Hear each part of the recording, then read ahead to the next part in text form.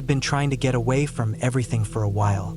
Work, city noise, phone calls, people. Everything just felt heavy. I lived in a small apartment above a hardware store in Reno, and the constant hum of traffic outside my window had started getting to me. The walls were thin, and my neighbor's television was always too loud. I hadn't taken a real break in over a year, and I was getting tired of excuses. So when I finally got a full week off work, I packed up my old hiking backpack, double-checked my gear, and decided to head out solo into the Pine Forest Range in northwestern Nevada. I had done a few solo trips before, but nothing this isolated. That was the whole point this time. I didn't want to hear anyone or see anyone for days. I left early on a Tuesday morning in late September. The weather had started to cool down, but the forecast looked good, clear skies, highs in the mid-60s, lows around 40 at night, crisp but bearable. I drove west on I-80 and then turned off onto a series of rough gravel roads that led up toward Duffer Peak. The plan was to park near one of the old logging access roads, then hike about 8 miles into the woods where I knew there was a small clearing near a creek. No cell signal, no noise, no one. The trail wasn't official, just a faint path through the brush that I had mapped out using a combination of Google Earth and old topographic maps. I had it marked on my GPS watch and carried a paper map and compass just in case. I had a small tent, a sleeping bag rated for cold nights, a camp stove, food for 5 days, a water filter, and an emergency radio. It was basic but enough. The first day went smoothly. The air smelled clean. It was quiet, just the crunch of dry grass and pine needles under my boots and the occasional rustle of something small moving through the brush. I saw some deer tracks, a hawk gliding silently overhead, and heard the distant knocking of a woodpecker somewhere up the ridge. I found the clearing by the creek just before sunset. It was perfect. Flat ground, no signs of people, and a slow-moving stream about 20 yards away with cold, clear water. I pitched my tent under a group of tall pines and cooked some rice and beans on my camp stove as the sky turned a deep orange. That first night was peaceful. The stars came out, and I sat for a long time by the small fire I'd made, just listening to the water and the wind in the trees. I fell asleep fast. The next morning, I woke up feeling good. I made some instant coffee, ate a granola bar, and set out to explore a bit. I followed the creek upstream for about an hour, checking out the terrain and making mental notes in case I wanted to hike farther the next day. I found a spot where the water narrowed and picked up speed, bubbling over smooth stones. It was the kind of place you only see in forest postcards. On the way back to camp, I saw some fresh animal tracks, likely coyote or bobcat. I wasn't worried. I'd spent enough time outdoors to know they stayed away from people. Back at camp, I spent the afternoon reading, stretching out in the sun, boiling more water. Felt good to be that disconnected. No texts, no emails, no news, no people. Just the sound of the wind. But that night, something changed. Around 1 a.m, I woke up suddenly. I didn't know why at first. The forest was silent. My tent was zipped. I was warm, but something had pulled me out of sleep. I sat up and listened. It was completely still outside. Too still. No wind, no crickets, no rustling. Felt unnatural. I sat in the dark for maybe 5 minutes, waiting for something, anything, to break the silence. Then I heard it. A soft, slow crunch, like someone stepping on dry leaves, about 30 feet away. My heart jumped. I froze. It wasn't a deer. I knew the sound deer made, fast, skittish.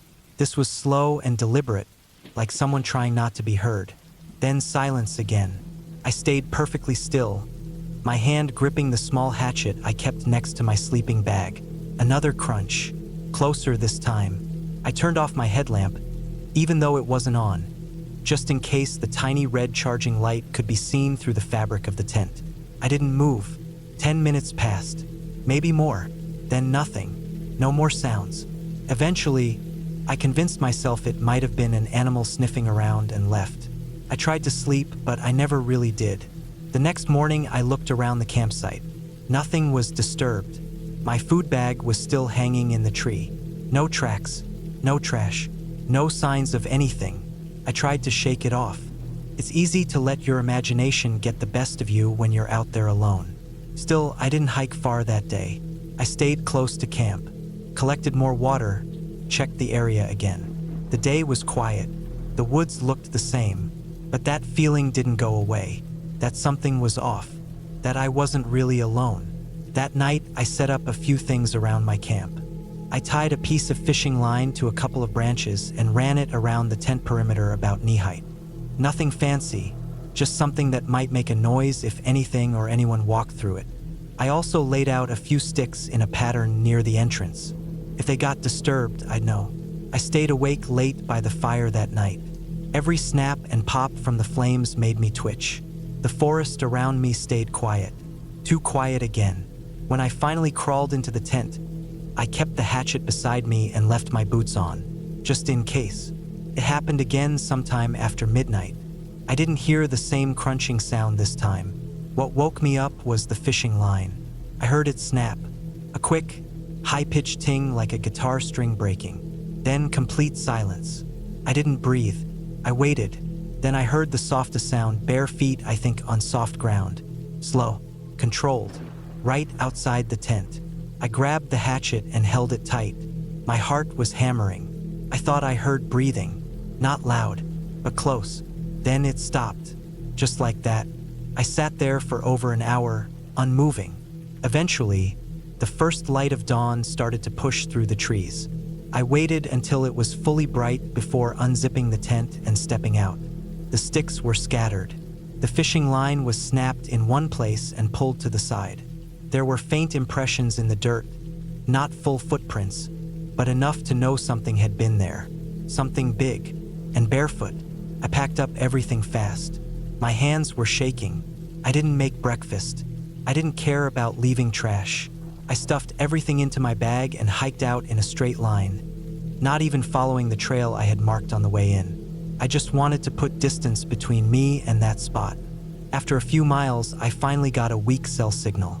I didn't call anyone. I just checked the map and saw I was about 2 hours from the highway if I kept my pace. I didn't stop. I didn't drink water. I just kept moving. I made it back to my car by early afternoon. Nothing looked touched. I climbed in and locked the doors. I sat there for 10 minutes, just breathing, trying to settle the nerves.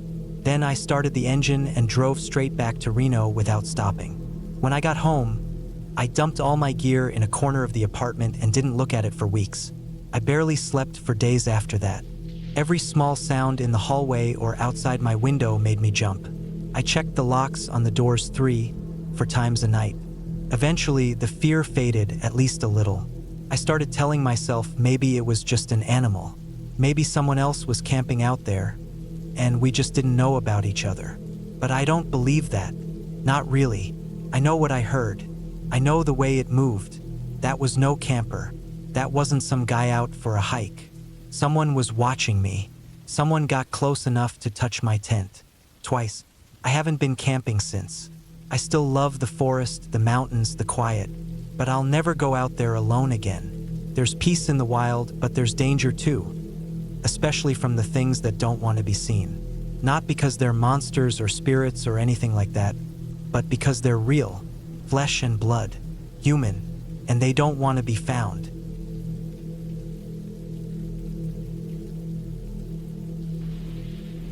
I left home early on a Friday morning in late October.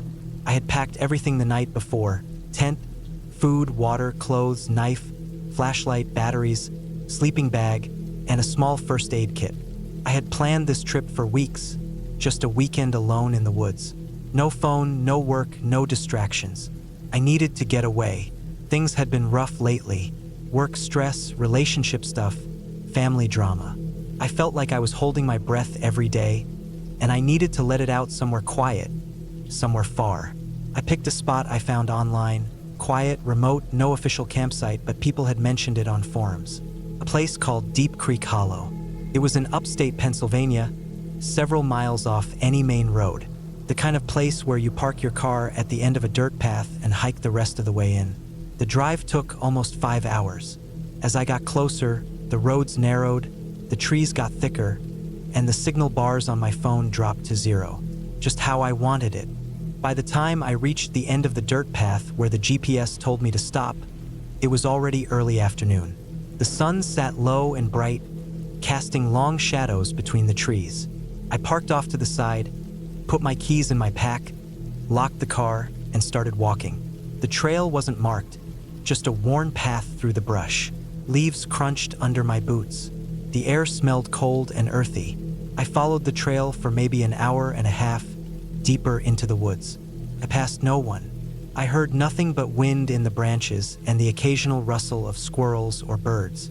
Eventually, I found a clearing. Not a big one, maybe 15 feet across, surrounded on all sides by tall trees. It was flat, dry, and covered in soft moss and leaves. Perfect. I dropped my pack, set up the tent, and started collecting firewood. I always make sure to gather before dark. I don't like fumbling around in the woods when I can't see well. The trees blocked a lot of the sky, so even though it wasn't sunset yet, it already felt dim. By the time I got a fire going, the air had that bite of real cold. I sat on a flat rock near the flames and just listened. Nothing but the crackle of burning wood and the occasional hoot of an owl. I made some instant noodles in my camping pot, ate slowly, and watched the sky go from blue to gray to black. That night, I fell asleep quickly. The kind of sleep that only comes when you're away from everything. But sometime in the night, I woke up. I didn't know why at first. There was no sound, no animals, no wind, no rain, just dead silence. The kind of silence that makes you aware of your own breathing. I didn't move. I listened. Then I heard it. Faint, distant, but clear. Footsteps, crunching leaves, slow, unsteady. Not the fast scampering of a deer or raccoon. Not a four-legged rhythm. Human. I sat up slowly in my sleeping bag and turned off the small lantern I had clipped to the ceiling of my tent. My eyes adjusted fast. I stayed completely still. The steps came closer, then stopped, then started again. Off to my left. Not far, maybe 30, 40 feet.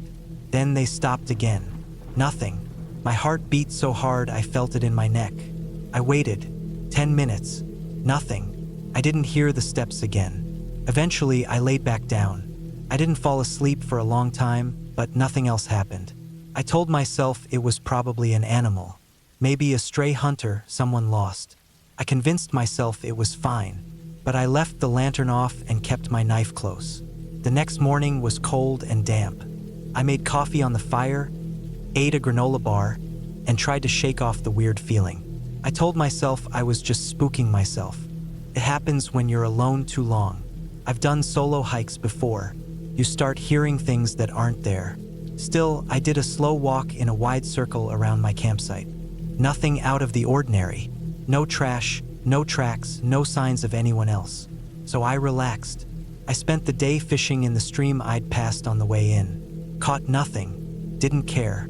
I wasn't really trying. I just wanted the peace. The sun came out a bit, and the light on the water was beautiful. I took some photos with my old digital camera and sat on a log most of the afternoon. Around 5, I headed back to the clearing. I stoked the fire back up, boiled some water for freeze-dried stew, and sat with my back to a tree eating slow. I heard a few birds, some rustling in the underbrush, but nothing that made me nervous, just forest sounds. When it got dark, I put on my headlamp, read a paperback novel in my tent for a while, then turned in around 9. This time I fell asleep easy, but again I woke up later in the night. This time I heard nothing, but something was off. The tent flap was slightly open, just a few inches. I always zip it shut, always. I sat up again. The air was cold and still. No wind that could have moved it. I looked around inside the tent. Nothing missing, nothing disturbed. I listened hard. Still nothing. I shut the flap and zipped it fully. Sat awake for maybe an hour, heart pounding. I didn't hear anything outside. No steps this time. Just silence. When I finally laid back down, I didn't sleep much the rest of the night. In the morning, I checked the area again. Walked out farther this time. Again, nothing. No sign of anyone else. I even checked the trail back toward my car. No new footprints. I decided I'd leave that afternoon. I had planned to stay until Sunday, but I didn't like the feeling I had. I packed up my gear slowly. I wasn't scared exactly, just unsettled, like I was being watched. When I finally started walking back, the sun was just starting to drop behind the trees. Long shadows again. Everything was quiet. About halfway back to the car, I saw it. A boot print, not mine. Too large, deeper, and fresher. Someone had walked the trail not long before me, maybe even that morning. The print pointed in the same direction I was going, toward the parking area. I kept walking, faster now, but not running. My senses were lit up. Every crack of a branch made me jump. The trail twisted and rose uphill. At the top, there was a point where the trees opened just enough to see down into a lower clearing off the trail, maybe 30 feet to the left. I stopped cold.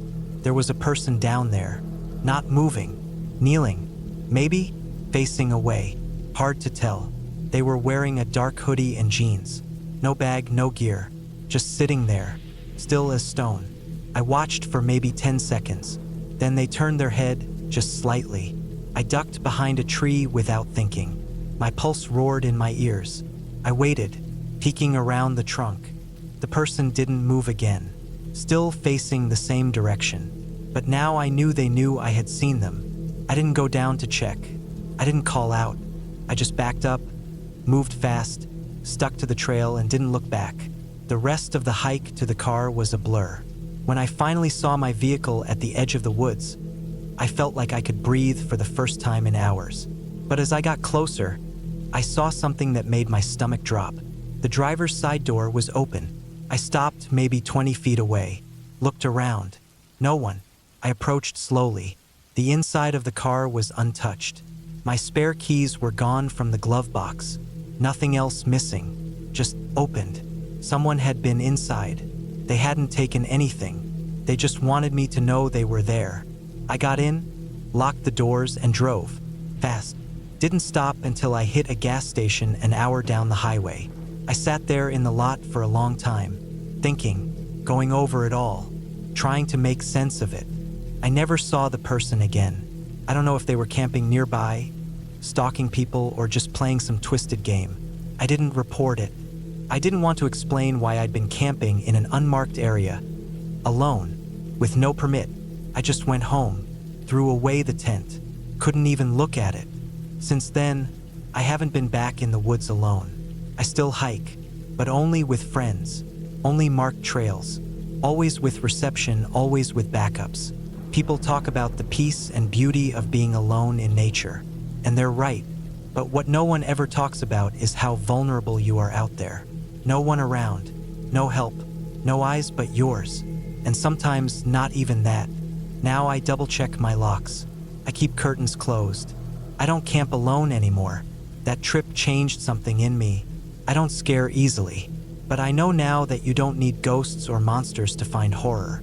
You just need one stranger in the woods who wants you to know he was there and doesn't care if you see him.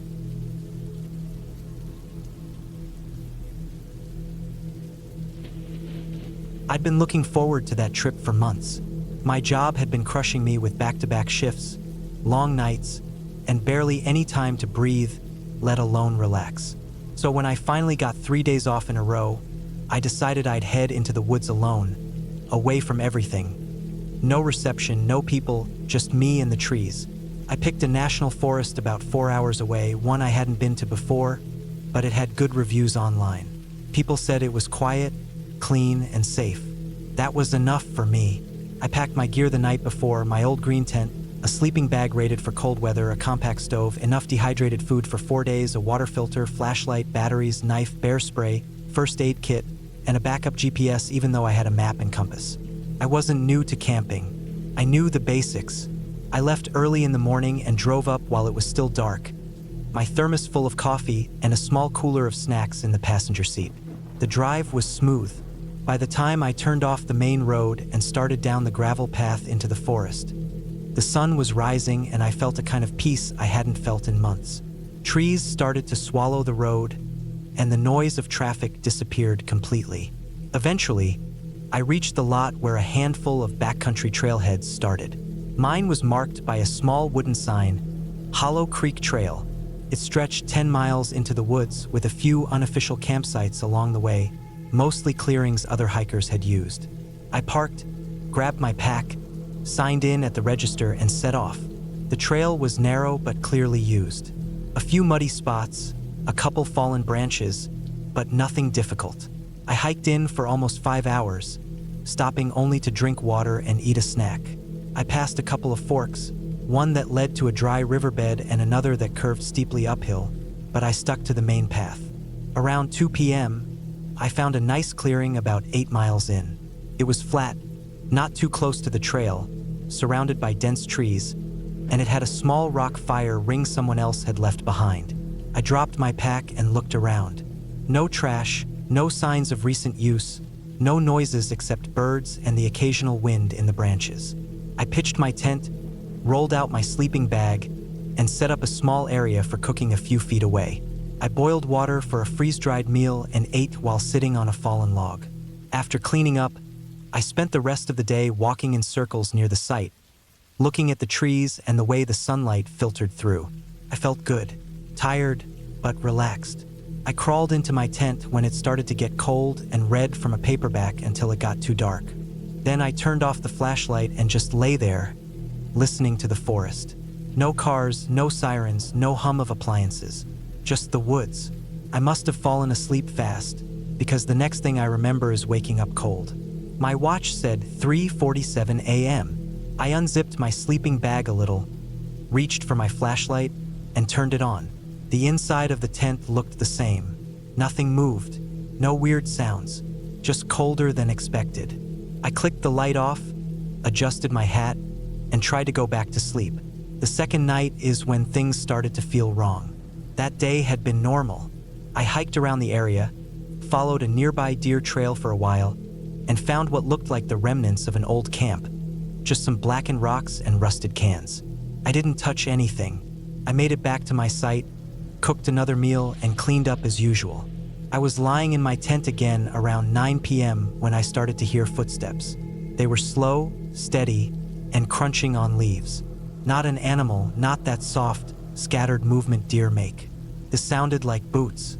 I lay still, heart racing, waiting, kept going crunch, crunch, crunch, moving somewhere to the left of the tent. Then it stopped. Total silence. I held my breath, trying to listen for anything. A branch snapped, then more silence. I stayed frozen for what felt like an hour. Eventually, I grabbed my flashlight, but I didn't turn it on. I just held it. If I turned it on and someone was out there, they'd know exactly where I was. If I left it off, I couldn't see anything if they came close. I ended up doing nothing. I stayed in my sleeping bag, flashlight in one hand, bear spray in the other, not sleeping at all. Around 5 a.m., birds started singing again, and light crept through the fabric of the tent. That's when I finally let myself breathe. When I unzipped the tent, everything looked normal. No signs of tracks, no damage, nothing moved or taken. Still, I felt watched. I packed a few things and hiked out a mile, just to be closer to the trail junction in case I had to leave quickly.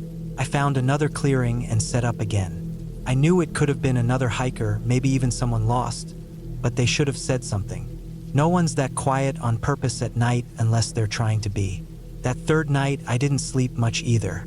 I sat up in the tent with the flashlight on this time, the bear spray right next to me. I heard nothing at all. No footsteps, no branches, just wind and crickets. I convinced myself maybe I'd imagined it, that it could have been a deer or some random night sound that got into my head. I still didn't relax. The next morning, I planned to leave. I didn't care if I'd only been out for a couple days. Something didn't feel right, and I'd learned long ago to trust that gut feeling. I packed quickly and got on the trail just as the sun was rising. I walked fast, barely stopping, counting each trail marker like it was a checkpoint.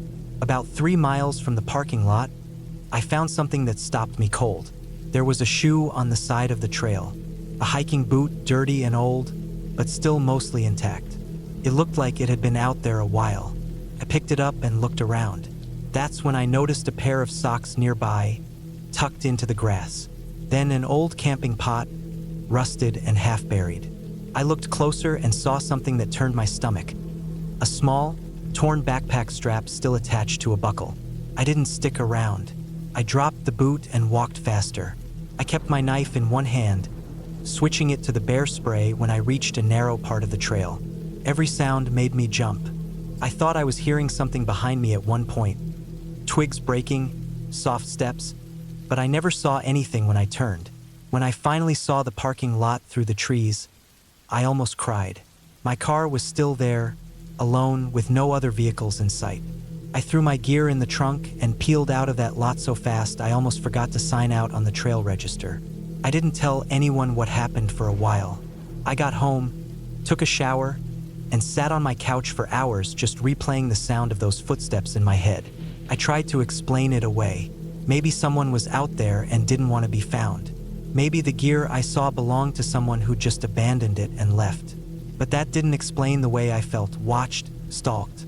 About a week later, I was still shaken. I went online to see if there were any reports of missing people in that forest. I didn't expect to find much, but there was one name that popped up. A guy had gone missing there 6 years earlier. He'd signed in at the same trailhead, never signed out. His car was found in the same lot. They never found him. I didn't go back to that forest again. I still go camping sometimes, but not alone and never off trail. That trip made something clear to me. Out there, the woods belong to the wild, and not everything out there wants to be found. Some things stay hidden for a reason. Some people, too. But it also taught me something else. Something I remind myself of every time I pack a bag and head out again. The scariest part of the woods isn't the darkness or the isolation. It's the fact that if someone wants to do something bad, if someone is patient enough, quiet enough, and far enough from anyone who could hear a scream, they can. And no one would ever know.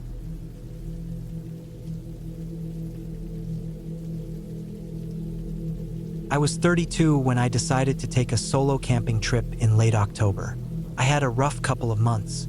I lost my job at a small construction company outside Madison, and even though I'd been trying to get back on my feet, nothing was landing. Bills were piling up, and my apartment felt like it was closing in on me. I needed some time away from everything, so I grabbed my old backpacking gear from storage, packed enough supplies for a few days, and drove north toward Nicolet National Forest in Wisconsin. I didn't tell anyone I was going, mostly because I didn't want to answer any questions. I had camped before plenty of times, but usually with other people. This would be my first solo trip. I picked a remote trail that looped through the forest and around a small lake I had read about in an old hiking forum. Most people used the trails during the summer. By late fall, it was nearly empty. That's exactly what I was looking for. Solitude. I wanted to be somewhere where I couldn't hear traffic, couldn't check my phone, and didn't have to pretend like I was doing okay. I parked my truck at a small gravel pull-off near the trailhead, locked it up, and slung my pack over my shoulders. The first day was uneventful. The sky was gray, and the wind was steady but not too cold. Leaves were crunching underfoot, and the only sounds were the distant calls of crows and the creaking of old trees swaying in the wind. Felt peaceful. I hiked around 5 miles before stopping near a bend in the trail that overlooked a wide, shallow stream. The water was slow-moving and clear. I pitched my tent near a cluster of boulders, made a small fire, and heated up a can of chili. I sat in silence as the light faded, watching shadows stretch across the forest. As night came, it got cold quickly, and I climbed into my sleeping bag early. I slept okay that first night, though I woke up a few times to the sounds of something moving outside, probably just deer or raccoons. Nothing unusual. The next morning, the wind had picked up and the temperature had dropped. I boiled some water for coffee and sat near the dying embers of the fire, trying to stay warm. I noticed a faint trail that cut off from the main path, partially overgrown but still visible. I hadn't seen it on the map. I figured it was an old logging route or a forgotten hunting path. Out of curiosity, I decided to follow it. I left most of my gear behind, packed some water and a protein bar, and kept my GPS tracker clipped to my belt. The trail was narrow and uneven, with lots of roots and loose rocks. It led downhill through a stretch of dense pine trees where the sunlight barely reached the ground. After about a mile, the trail opened up into a small clearing. In the center was what looked like the remains of an old shack or cabin. The roof had collapsed and the walls were rotting. It looked like it had been abandoned for decades. The structure was covered in moss and surrounded by broken branches. I walked around it slowly, scanning the area. There were rusted tools scattered near the doorway, half buried under dead leaves. A cracked glass bottle, some flattened tin cans. I didn't go inside. The whole thing felt unstable. I stayed there for maybe 10 minutes, then turned around and headed back. When I returned to my camp, everything looked normal. I made some lunch, added a few more branches to the fire, and sat for a while, watching the trees move in the wind. But something about the clearing stuck with me. It wasn't just the abandoned structure. It was how quiet that place had felt. Completely dead quiet. No birds, no wind, no sound. It had felt wrong. That night, the wind got worse. I could hear it tearing through the trees like a freight train. Branches snapped in the distance. Around midnight, I woke up to a sharp cracking sound, like something big falling through the woods. I sat up and listened. It was followed by silence. I didn't sleep much after that. In the morning, I found that one of the dead trees near my camp had split in half during the night and fallen just a few yards from my tent.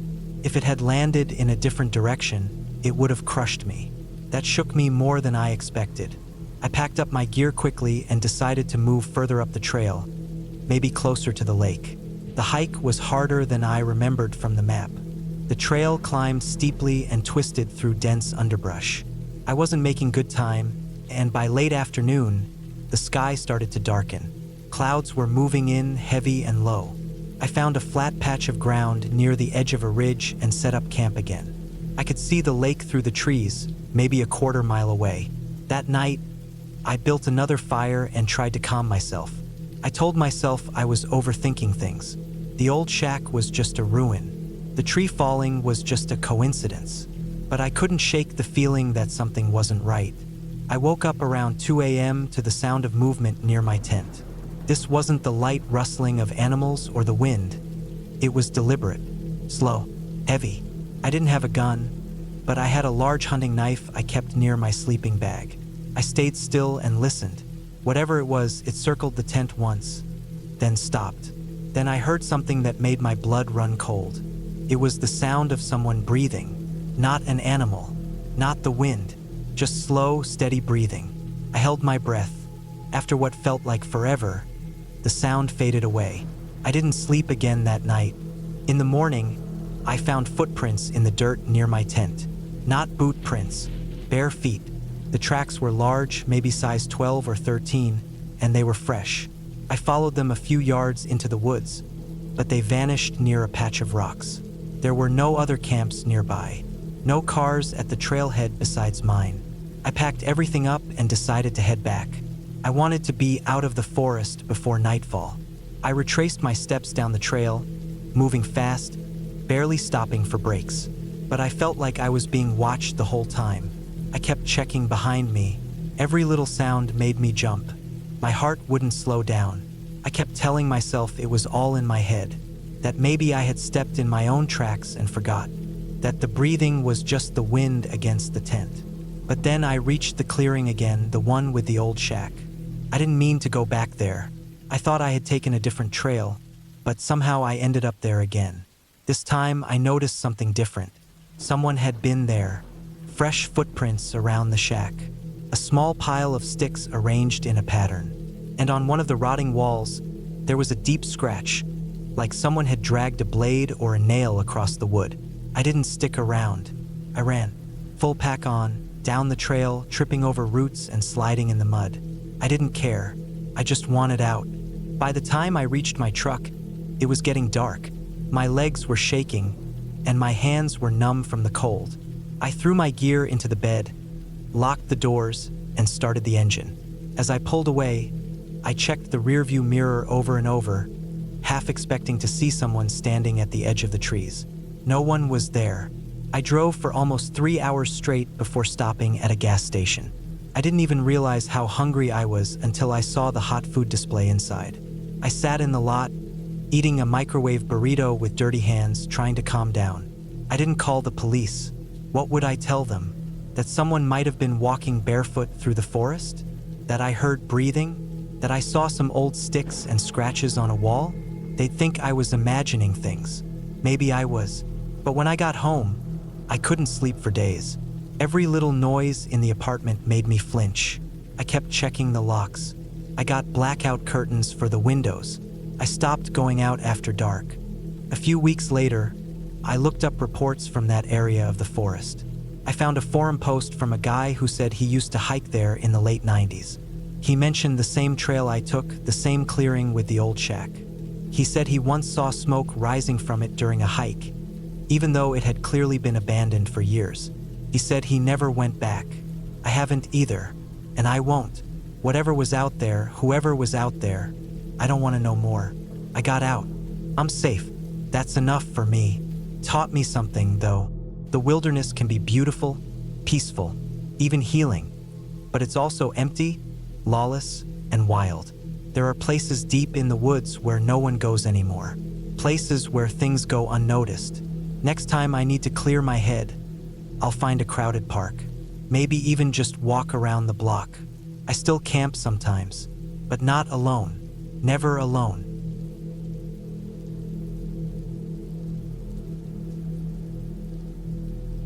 I had been meaning to get away from everything for a while.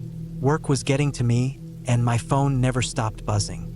The pressure, the constant updates, and the crowded apartment made it hard to think straight. I decided to take a break and head out into the woods for a solo camping trip. It wasn't anything fancy, just 3 days away from the noise, alone with nature. I figured I'd go somewhere not too far from home, but far enough that I wouldn't see another soul for a while.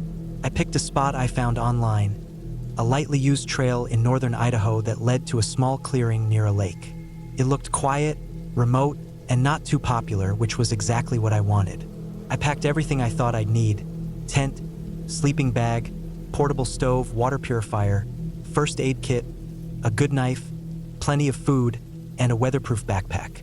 I made sure my GPS and compass were working and printed out the trail map in case the electronics failed. I left a message with my brother telling him where I'd be and when I planned to be back. He didn't respond right away, but I wasn't worried. He'd check eventually, and I wasn't going that deep into the wild. The drive took about 5 hours. I reached the trailhead around noon, parked my car, and locked everything inside. There were no other cars in the lot, which was a good sign. The weather was clear, and I could smell pine even from the gravel road. I loaded my pack and started walking. The trail started off wide and smooth, then narrowed after a few miles, weaving through tall pines and thick underbrush. Every step seemed to take me further away from civilization, which felt like exactly what I needed. After about 4 hours of hiking, I reached the spot. The clearing wasn't very big, maybe 50 feet across, but it was flat and soft with pine needles. The lake was about 30 yards away through a screen of trees. It was calm and completely still, like glass. I didn't see any signs of people. No beer cans, no fire rings, no boot prints. Just silence and trees. I set up my tent near the edge of the clearing where the ground was the most level. I unpacked my gear, set up my little cooking station on a flat rock, and filtered some water from the lake. The sun started dipping below the trees while I boiled some rice and vegetables. When it got dark, I climbed into my sleeping bag and fell asleep faster than I expected. The first night was peaceful. I woke up only once to pee, and everything around me was dead quiet. The moonlight made the forest glow slightly, just enough that I could see shapes through the mesh of my tent. I didn't feel scared, just very alone. It was the kind of quiet that felt thick like a blanket over everything. The second day, I explored the area more. I followed the lake's edge for a while, took some photos, and tried to fish with a little travel rod I'd brought, but I didn't catch anything. Still, it felt good just to be away from everything. I climbed a small hill on the far side of the lake and found a fallen tree to sit on. From there, I could see out over the water and into the thick forest beyond. I stayed there for a couple of hours just listening to the wind in the trees and watching the water ripple. The feeling of being completely alone was refreshing. That afternoon, I started noticing something a little strange. When I got back to my tent, I saw a set of small scratches in the bark of a tree near the clearing. They looked fresh. They weren't deep, but they were long and slightly curved. My first thought was a bear or a cougar, but they were too low to the ground, and the pattern didn't match claws. Maybe a raccoon or something. I wasn't sure. I didn't think too much of it at the time. That night, I stayed up a bit later.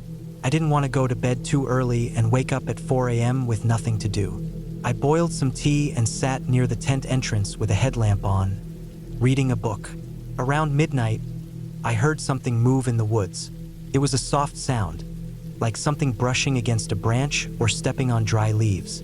I turned off my headlamp and sat still. It didn't sound close, maybe 30 or 40 feet away, but I couldn't see anything in the dark. I listened for a while. A minute passed, then two. Nothing. I turned the light back on and went into the tent. I zipped everything up and laid in my sleeping bag with my knife within reach. I didn't fall asleep for a long time. I woke up the next morning with sunlight in my eyes and a headache from not sleeping well. The first thing I did was walk the perimeter of the clearing, looking for prints or broken branches, but I didn't see anything obvious. Whatever had moved around the night before either left no tracks or hadn't come close. Still, the feeling had shifted. I no longer felt relaxed. I felt watched. I decided I'd stay just one more night and then hike out in the morning. It wasn't that I was scared. At least that's what I told myself. But something in the air didn't feel right. I spent most of the day keeping busy, filtering water, double-checking my gear, and preparing my pack for a quick exit the next day. Around noon, I walked the trail for about a mile just to stretch my legs and shake the nerves. That's when I found something that made my stomach twist. It was a piece of fabric, a dark gray fleece scrap, tangled in some branches on the side of the trail. It looked like it had been torn, not cut. I picked it up. It wasn't old, there was no mold or rot, just dirt and some snags. I looked around but didn't see any other trash or signs of people. No footprints, no gear, no wrappers, just that one torn piece. I left it where I found it and walked back a little faster than I'd come. When I got back to my camp, I started noticing more things. Small things. A tiny pile of stones near a tree that I didn't remember seeing before. A long stick leaning against a branch like someone had propped it up. My pack, which I had left zipped, had the top pocket open. I checked it, but nothing was missing. I started thinking maybe I hadn't closed it all the way. Maybe the wind knocked it around. Maybe I was just being paranoid. I forced myself to eat something and stay calm. As the sun went down, I kept a small fire going. I wasn't planning to sleep. I sat by the fire with my back against a tree so nothing could come up behind me. I kept my headlamp off and just watched the forest. The fire crackled. The trees barely moved. Around midnight, I heard it again, movement. But this time it was closer, just past the trees. A soft crunch of leaves, then silence. Then another step. I held my breath. I couldn't see anything. I picked up my knife and stayed completely still. The fire gave off only a faint glow now. I couldn't even tell which direction the sounds were coming from. Then it stopped again. I waited. 10 minutes. 15. Nothing. I doused the fire with dirt and water and slipped into the tent, leaving the rain fly off so I could see through the mesh. I didn't sleep. I stared at the woods, scanning for any movement. Every little noise, an owl, the wind, a falling pine cone, made me flinch. At some point, maybe around 3 or 4 in the morning, I started hearing breathing. Not loud, not labored, just slow and steady breathing coming from behind the tent. I froze. It didn't move. It didn't speak. It just breathed. I waited, barely breathing myself. After what felt like forever, the sound stopped. I stayed like that until the first light started breaking through the trees. As soon as it was light enough to see clearly, I packed everything in a rush. I didn't eat, didn't boil water, didn't care. I threw everything into the pack, stomped out the fire pit, and started walking fast down the trail. I didn't run. I didn't want to make noise, but I didn't stop either. Every sound in the forest felt like a threat. I kept turning around, looking over my shoulder, scanning the woods. The hike back took 3 hours. My legs were aching and my back felt like it was about to snap from the overloaded pack. But I didn't stop. When I finally saw my car at the trailhead, I almost cried. I threw the pack in the back seat, locked the doors, and sat there shaking for a minute before starting the engine. I didn't stop until I was halfway home. I pulled into a gas station, went to the bathroom, looked at myself in the mirror, and barely recognized my own face. My eyes were bloodshot, my cheeks sunken, and I looked like I'd been in a fight. When I got home, I unpacked everything and checked my gear. That's when I noticed something that still makes my skin crawl. My knife, the one I'd kept beside me every night, had a small smear of something near the tip. It wasn't rust. It looked like blood, just a tiny bit. I hadn't used it, hadn't cut anything since the first night. I checked my sleeping bag, my tent, everything. No rips, no cuts on me. I still don't know how it got there. I never reported anything. I didn't have proof of anything illegal, and I didn't want to sound crazy. But I haven't gone camping since. I still think about that third night, about the breathing, about the scratches on the trees, about the open zipper. I don't know if someone was out there watching me or just passing through, but I know I wasn't alone. Something was out there, something that didn't want to be seen, and that was enough to make sure I never went back.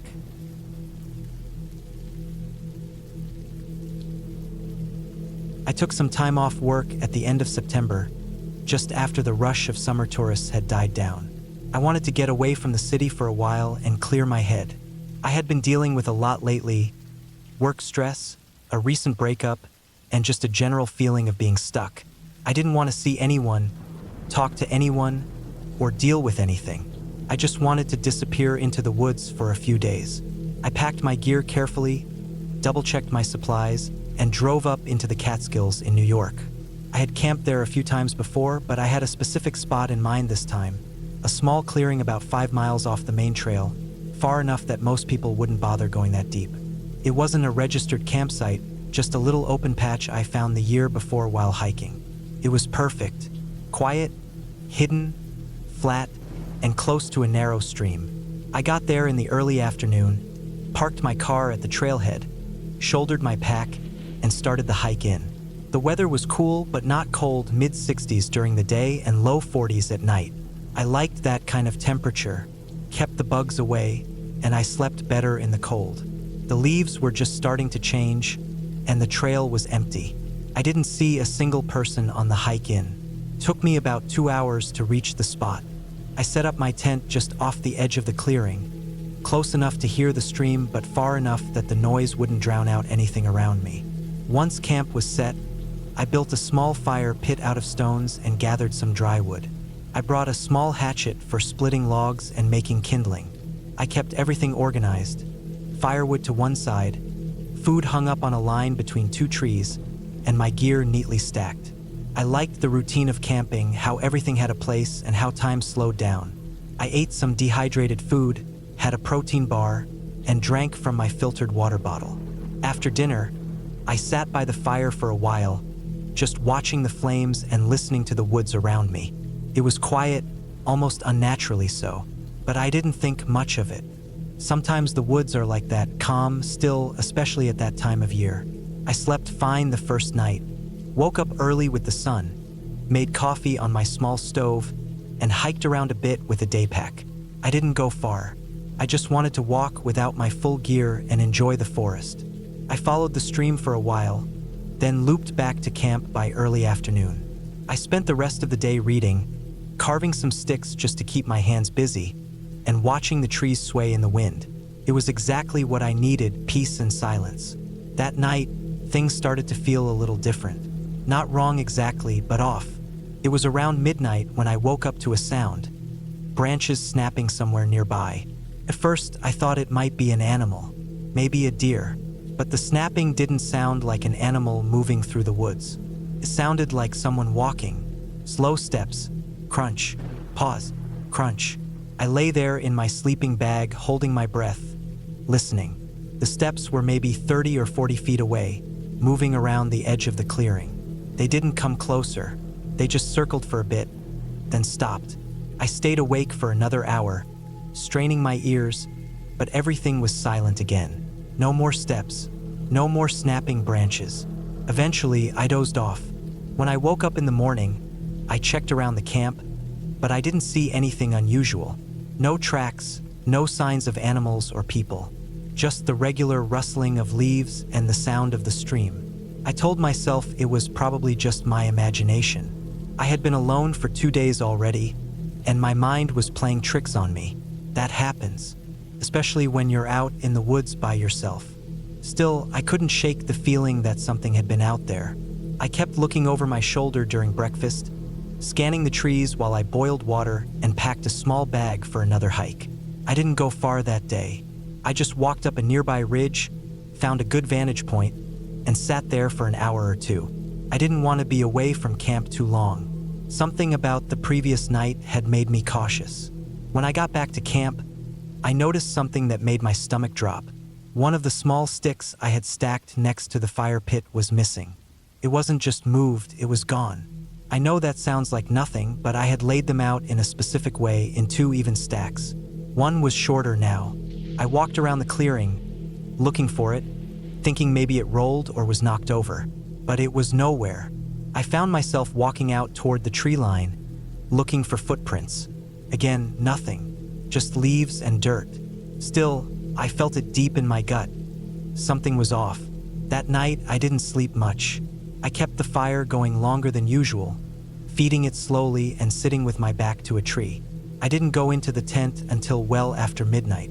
I stayed fully dressed, with my boots on and my flashlight within reach. Around 2 a.m., I heard the steps again. This time, they were slower, closer, crunch, crunch, then silence. Then a new sound, something brushing against my tent. Just for a second, a soft scrape like fabric against bark. I didn't move. I didn't even breathe. I just waited, but nothing else happened. After a few minutes, the sound was gone. I lay there until sunrise, eyes wide open. When it got light, I came out of the tent fast, axe in hand, ready for anything. But again, no sign of anyone or anything. No footprints, no disturbed gear, but another stick was gone. This time from the pile near the fire. That was enough for me. I started packing up. I wasn't going to stay another night. I knew someone was out there. I didn't know what they wanted, but I wasn't going to wait around to find out. I could feel it in my skin, in the air. Something wasn't right. As I was packing, I noticed something else. The food bag I had tied up in the tree had been moved. It was still hanging, but it was lower than I had left it. I checked the rope. It had been loosened and retied, not by an animal, by a person. I hadn't touched it since I hung it the first night. My stomach twisted. Someone had been in my camp, close enough to touch my gear, maybe watching me while I slept. I got everything packed in under 15 minutes. My heart was racing the whole time. I kept scanning the trees, expecting to see someone step out at any second. I hiked out fast, barely stopping to rest, constantly looking over my shoulder. Every time a branch snapped or a bird flew out of a bush, I jumped. Felt like I was being followed. I never saw anyone, but that didn't mean anything.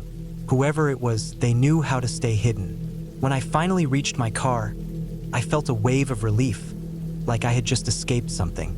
I tossed my pack into the back seat and drove straight out of there. No stopping, no looking back. I didn't feel safe until I was miles away and back on a main road with other cars around. That night, I stayed in a motel and slept with the lights on. The next morning, I drove home, still shaken but grateful I had left when I did. I thought about reporting it to the rangers, but I didn't have anything concrete. No names, no faces, not even a footprint.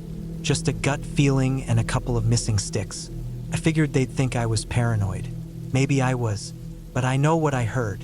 I know what I saw, and I know that someone was out there watching me. I haven't been camping alone since. I still go hiking, still love the woods, but I stay on marked trails now. I don't stray too far, and I don't sleep out there by myself anymore. Something about that trip changed the way I see the woods. They're still beautiful, still peaceful, but they're not empty, and not everyone you meet out there wants to be found.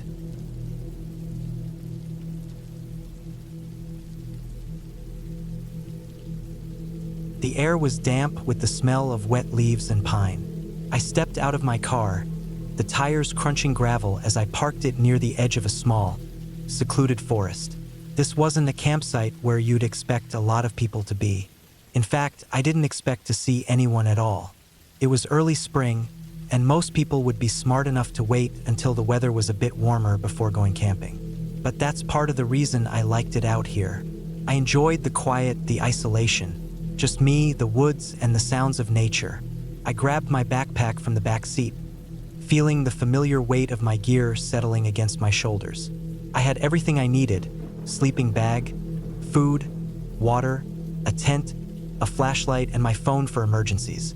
I had planned this trip on a whim, mostly to clear my head. I didn't have a specific goal other than just to get away from the noise of everyday life. The path leading into the forest was narrow and overgrown, but I knew it well. I had camped out here before, though not for a while.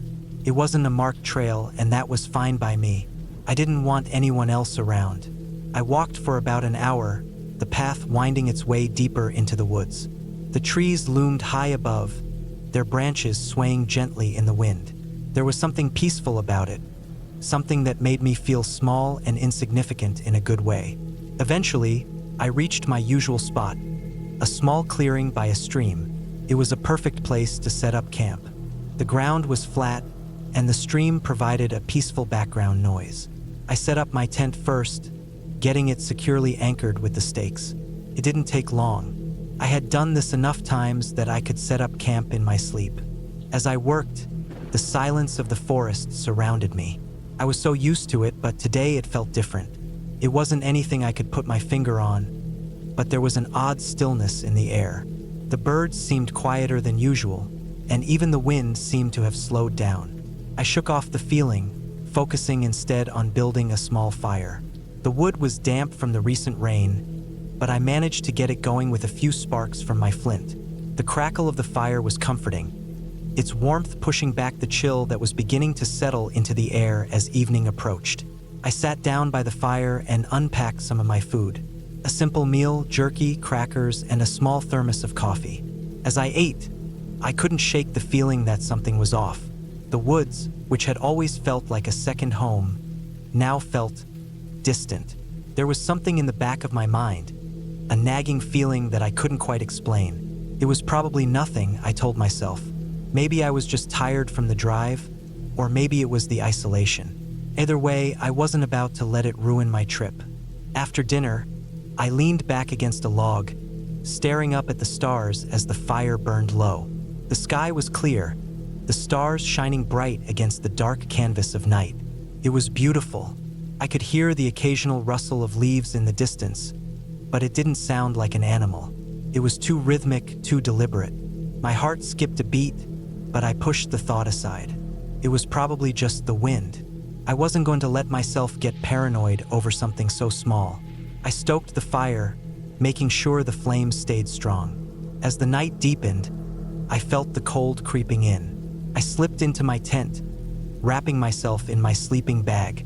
The air outside had cooled significantly, and I was glad to be inside, away from the chill. But sleep didn't come easily. My mind was racing, my thoughts jumping from one thing to the next. I kept hearing those strange rustles outside the tent. I tried to convince myself that it was just an animal, maybe a deer or a raccoon, but deep down I wasn't so sure. It wasn't until I heard a loud snap, like a branch breaking, that I froze. That wasn't an animal. It was too loud, too intentional. Someone or something was out there. I held my breath, straining to listen, but all I could hear was the pounding of my own heart in my chest. For a long moment, I didn't move. My mind raced, and I tried to think of what I should do. Should I grab my phone and call for help? No service out here. Should I grab my flashlight? Maybe shine it out there and see what's going on. But I wasn't stupid. If there was someone out there, I didn't want to give them a reason to know I was awake. I lay there in the dark, barely breathing, listening to the sounds of the night. For what felt like an eternity, nothing happened. I started to relax, thinking maybe I had imagined the noise. But then, just as I was about to drift off, I heard it again, closer this time. Another snap, followed by the unmistakable sound of footsteps crunching on the forest floor. It wasn't the wind. It wasn't an animal. I slowly reached for my flashlight, the beam of light cutting through the darkness. I unzipped the tent quietly, peering outside, but there was nothing there. The forest was still, silent even. But that didn't put my mind at ease. The hairs on the back of my neck were standing on end, and I couldn't shake the feeling that I was being watched. The rest of the night passed in uneasy silence. I didn't sleep a wink, just lying there, listening, waiting for something, anything, to happen. But nothing did. By morning, the sun had risen, and I emerged from my tent, feeling stiff and exhausted. The day was bright, the forest alive with the sounds of birds and the rustling of leaves. It seemed normal again, but I still couldn't shake the feeling of unease. I packed up camp quickly, wanting to get out of there. But before I left, I checked the area around my tent one more time. There was nothing unusual, nothing that stood out, just the usual underbrush, rocks, and trees. I didn't know what I had heard the night before, but I was done being out there. I quickly made my way back to the car, my eyes scanning the forest around me with every step. The whole time, I kept expecting someone, or something, to jump out from behind a tree, but nothing ever did. When I finally reached my car, I breathed a sigh of relief. I tossed my gear in the back seat, started the engine, and drove away, the forest shrinking in my rearview mirror. As I left, I couldn't help but feel like I was being watched, like someone was still out there, hidden among the trees, just out of sight. The whole way home, I couldn't shake the feeling. But no matter how much I tried, I couldn't explain what had happened. I didn't hear any footsteps after that last snap. No one followed me. The forest was still as it should be. By the time I got home, the feeling had started to fade. I told myself I was just imagining things, that it was just the isolation, the quiet that got to me. I tried to push the unease to the back of my mind, telling myself it was all in my head. But every now and then, when the wind rustles the trees outside my window, I remember that night, and I wonder if I really was alone out there. Maybe the woods weren't as quiet as they seemed.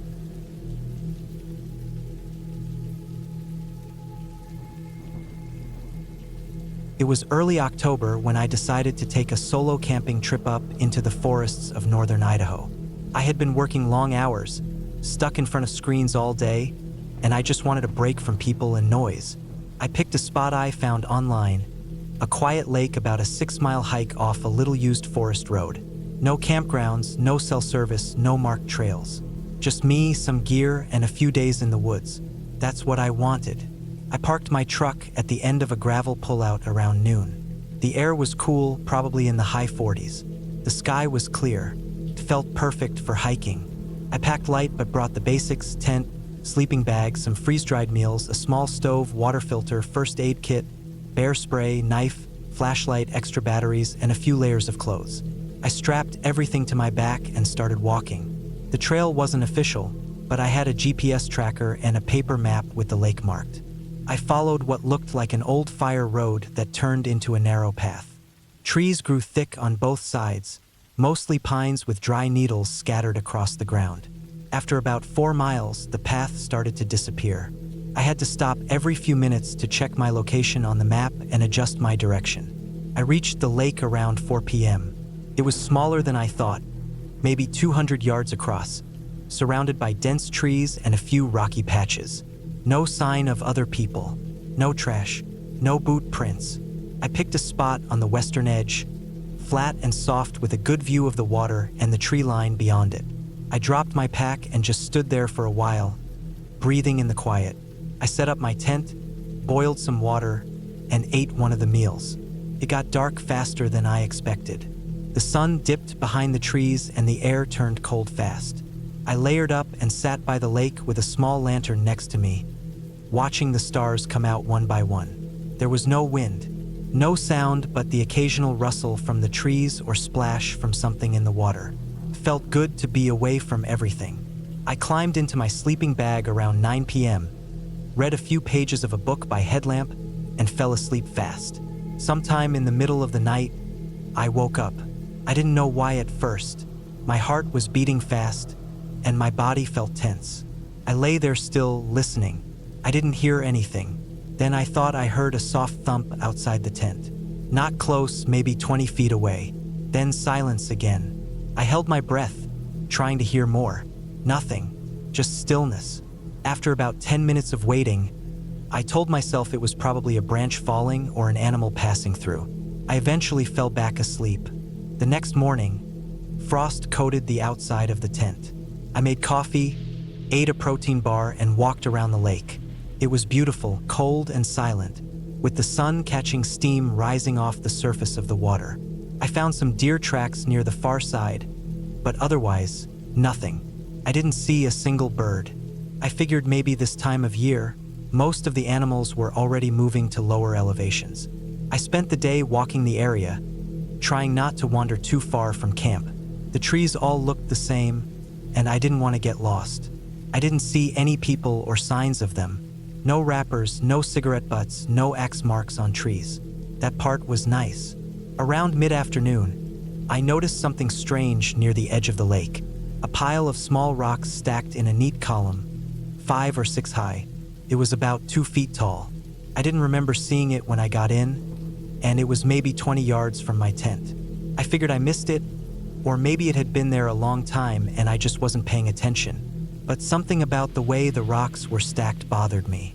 They weren't just thrown together. They were balanced carefully, like someone had taken their time. I didn't touch them. I took a picture on my phone, even though I had no service. I didn't think too much of it. People do stuff like that in the woods all the time. I just hadn't seen anyone. That night, I stayed up a little later, sitting in the cold with my lantern on low. I kept looking out at the trees. Nothing moved. I went to bed around 10 and left the tent's rain flap open so I could see out through the mesh. Around 1 a.m., I woke up again. This time I heard something for sure, footsteps. Not heavy ones. Slow. Deliberate. They came from the trees behind my tent and stopped. I didn't move. My hands felt cold even inside the sleeping bag. I waited. A few seconds passed. Then I heard another step. It was closer this time. I sat up slowly and reached for my flashlight. I didn't turn it on yet. I listened again. Nothing. No wind. No animals. Just dead silence. I waited probably 10 minutes, breathing slow, heart racing. Then I heard a splash. Came from the lake, maybe 50 feet away, like something stepping into the water. I held still. A minute later, another splash. Then nothing.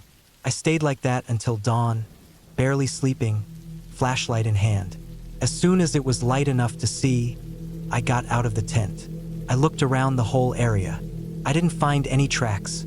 The ground was mostly pine needles and leaves, and whatever made the noise hadn't left a trace.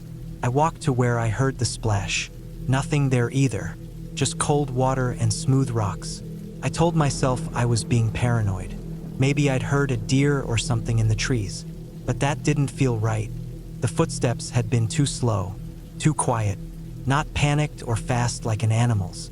I considered packing up and leaving early, but I didn't want to ruin the trip. I stayed, but I kept my knife on me and checked the area more often. Later that afternoon, I found a second rock stack. This one was smaller, maybe 3 rocks just 100 feet from the first one. I hadn't seen it before. I was sure of that. I walked in that direction the day before and would have noticed it. The rocks were different too, rounder with some moss on them. Someone had definitely been nearby. That night, I didn't sleep. I sat inside the tent with my headlamp off and my ears open. Around 2:30 a.m., I heard movement again. This time it wasn't steps. It was a soft brushing sound, like fabric against bark, maybe 20 feet away. Then I heard something that made my chest tighten. A soft, low breathing. Not mine. Slow and steady. It stopped for a few seconds. Then more footsteps, slow and dragging. Then a sniff, like someone inhaling deeply through their nose. I grabbed the knife and unzipped the tent as quietly as I could. I stepped out into the cold with the flashlight pointed ahead. I clicked it on. Nothing. I scanned left and right. Nothing moved. I backed toward the water, heart pounding, light shaking in my hand. Then I saw it, on the opposite side of the lake, right at the tree line. Person. Just a shape not moving. I could barely make it out in the beam. Tall, thin, dressed in dark clothes. They stood there, facing me. I didn't move. I stared for maybe 30 seconds. Then I blinked, and the shape was gone. I ran back to my pack, grabbed what I could, and stuffed it into my bag. I didn't care about leaving gear behind. I had to leave. The sky was starting to lighten. I didn't wait. I hiked out fast, not stopping once. My legs burned. My shoulders ached. I didn't look back. When I reached my truck, I threw the bag in the bed and locked the doors. I drove out fast, heart still pounding. I didn't stop until I hit the main road and saw other cars. I never reported anything. What would I say? That someone watched me in the woods? That I heard breathing? That someone built rock piles? There was no crime, no proof, just fear. But I haven't gone camping alone since then. I don't know who that person was or what they wanted, but they were watching me. They were close, too close, and they waited until it was dark. The worst part is knowing that if I hadn't woken up those nights, I might not have known they were there at all. They didn't come running. They didn't make noise. They just stood there, waiting. And maybe they weren't the only one out there. Maybe they still are.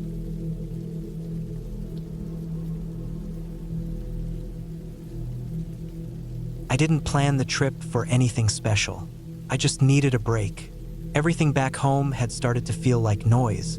My job was the kind that crept into your head even when you weren't at your desk. And I had this constant twitchy need to check my phone. Like if I didn't reply to an email fast enough, the world might fall apart. So I picked a week in October, when the air would be cool but not freezing yet, and drove 5 hours north into Vermont. The plan was simple. Stay 3 nights in the forest near Groton, off one of those smaller trail loops that break away from the bigger campsites. I found it months ago on a hiking blog. The author said that if you walked 1.5 miles past the last designated fire ring, there was a little clearing next to a shallow stream, and barely anyone went that far in. That sounded perfect to me. I got to the trailhead around noon on a Wednesday. The lot was empty except for a white Subaru with a dusty back windshield. I took my pack from the trunk, locked my car, and started walking. It had rained earlier in the week, so the path was damp but not muddy. The leaves were turning all kinds of red and orange, and every now and then, one would flutter down in front of me like it wanted me to notice how pretty it was before it hit the dirt. I passed 2 fire rings along the trail, but kept going until the path started to narrow and the trees grew tighter around me. A fallen log marked the side trail I was looking for, just like the blog said. I turned off and followed a faint footpath down toward the stream. There was no one around, no tire tracks, no voices in the distance, just the sounds of water running somewhere ahead and the crunch of leaves under my boots. The clearing was still there. It had a dip in the middle where the ground was packed down, like others had set up tents before. I dropped my pack and stood still for a while. The air smelled like pine and wet bark. A squirrel ran across a low branch to my right, and birds hopped between trees. It was peaceful in that way you can only get when you're far enough from other people that the air itself feels different. I spent the rest of the afternoon setting up camp. My tent went in the dip in the clearing, and I gathered a circle of stones for a small fire pit. I'd brought enough water to last the 3 days, but I still walked down to the stream just to look at it. It was about 2 feet wide and shallow enough that I could see the smooth pebbles on the bottom. The water ran clear, and the bank on the other side was thick with undergrowth and ferns. That night, I lit a small fire and ate one of those vacuum-packed pasta meals I heated over the flame.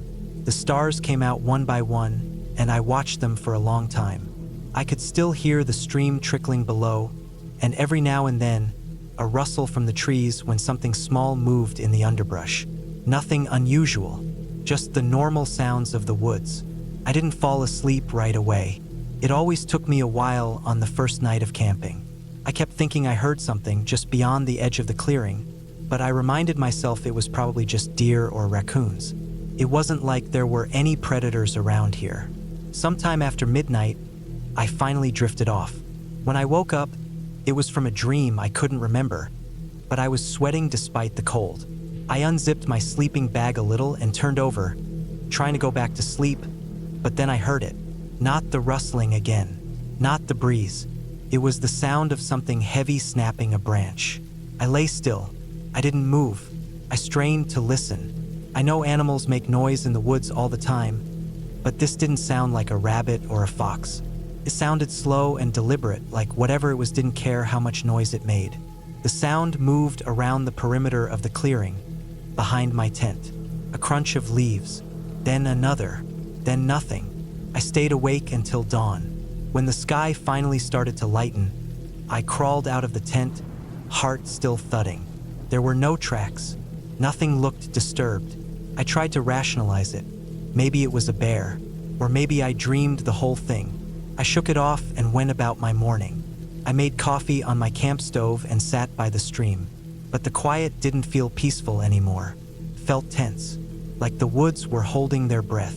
That day, I hiked a loop trail about 3 miles long that circled the ridge near the clearing. I brought a day pack with snacks and a map, and I kept to the trail. It helped to walk. I didn't feel as nervous when I was moving. The forest was empty the whole way. I didn't see another person. No signs of anyone else. When I got back to camp, I checked everything. My tent was untouched. My food bag, which I'd tied up in a tree, was still there. But I kept noticing little things. A rock near my fire pit looked moved. My folding chair had shifted a bit, like maybe it had been knocked or brushed past. They were small details, and I told myself they didn't mean anything. That night, I skipped the fire. I ate inside the tent, trying not to make noise. I kept my flashlight close and didn't unzip the flap. The forest outside felt alive in a different way now. Every creak or crack made me jump. Then, sometime after midnight again, I heard it. A sound like breathing. It wasn't loud. It was faint, almost like wind moving through a tunnel. But it was rhythmic. Inhale, pause, exhale. I held my own breath to make sure it wasn't just me. The sound was right outside the tent. Then I heard another snap. Closer this time. I didn't move. I didn't make a sound. I had a bear spray canister in my hand, but my fingers were shaking so badly I wasn't sure I could use it right. I lay there, eyes wide, staring into the dark. And then, like the night before, silence. No footsteps, no breathing, just nothing. When the sun came up, I burst out of the tent. Again, no tracks, no signs. I walked in a wide circle around the clearing, checking for anything out of place. Nothing, but I knew what I heard. That was my second night. I still had one left. I didn't want to pack up early. I told myself if I left now, I'd never come back to the woods again. That fear would win, so I stayed. I forced myself to stay. During the day, I built up the fire pit and added extra wood. I made sure I had my knife, my bear spray, and a metal tent stake within reach. I checked my phone, even though I hadn't had signal since I left the car. Still nothing. Before the sun went down, I walked the perimeter again. About 50 yards from camp, I found something I hadn't seen before. A patch of ground where the leaves had been brushed away. Not a full path, but a spot where it looked like something or someone had stood. A spot with clearer soil and a long scuff mark. I stared at it for a long time. Then I walked back to camp. That night, I didn't sleep at all. I sat upright inside the tent, flashlight off, just listening. The forest outside was quiet. Too quiet. Not even birds. No insects.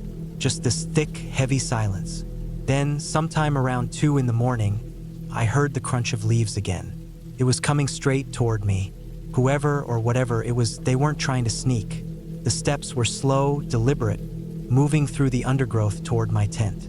I clenched the bear spray in one hand and kept my other hand near the zipper of the tent flap.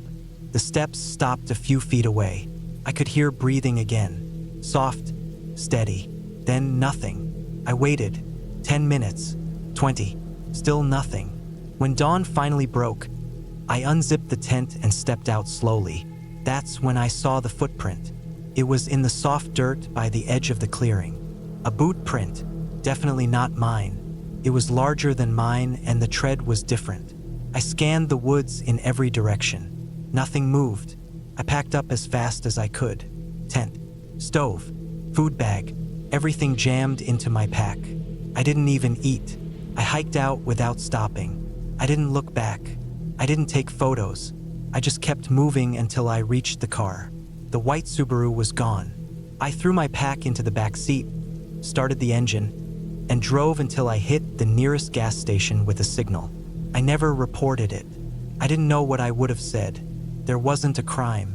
There was no proof. Just footprints, sounds, and a feeling I can't explain. But I know what I heard. I know what I felt. Someone was out there, watching, waiting. I haven't gone camping alone since.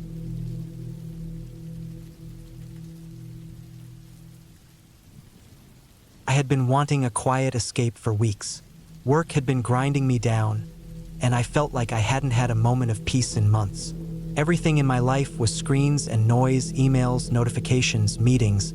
I craved silence, distance from the city, something that felt real and grounded.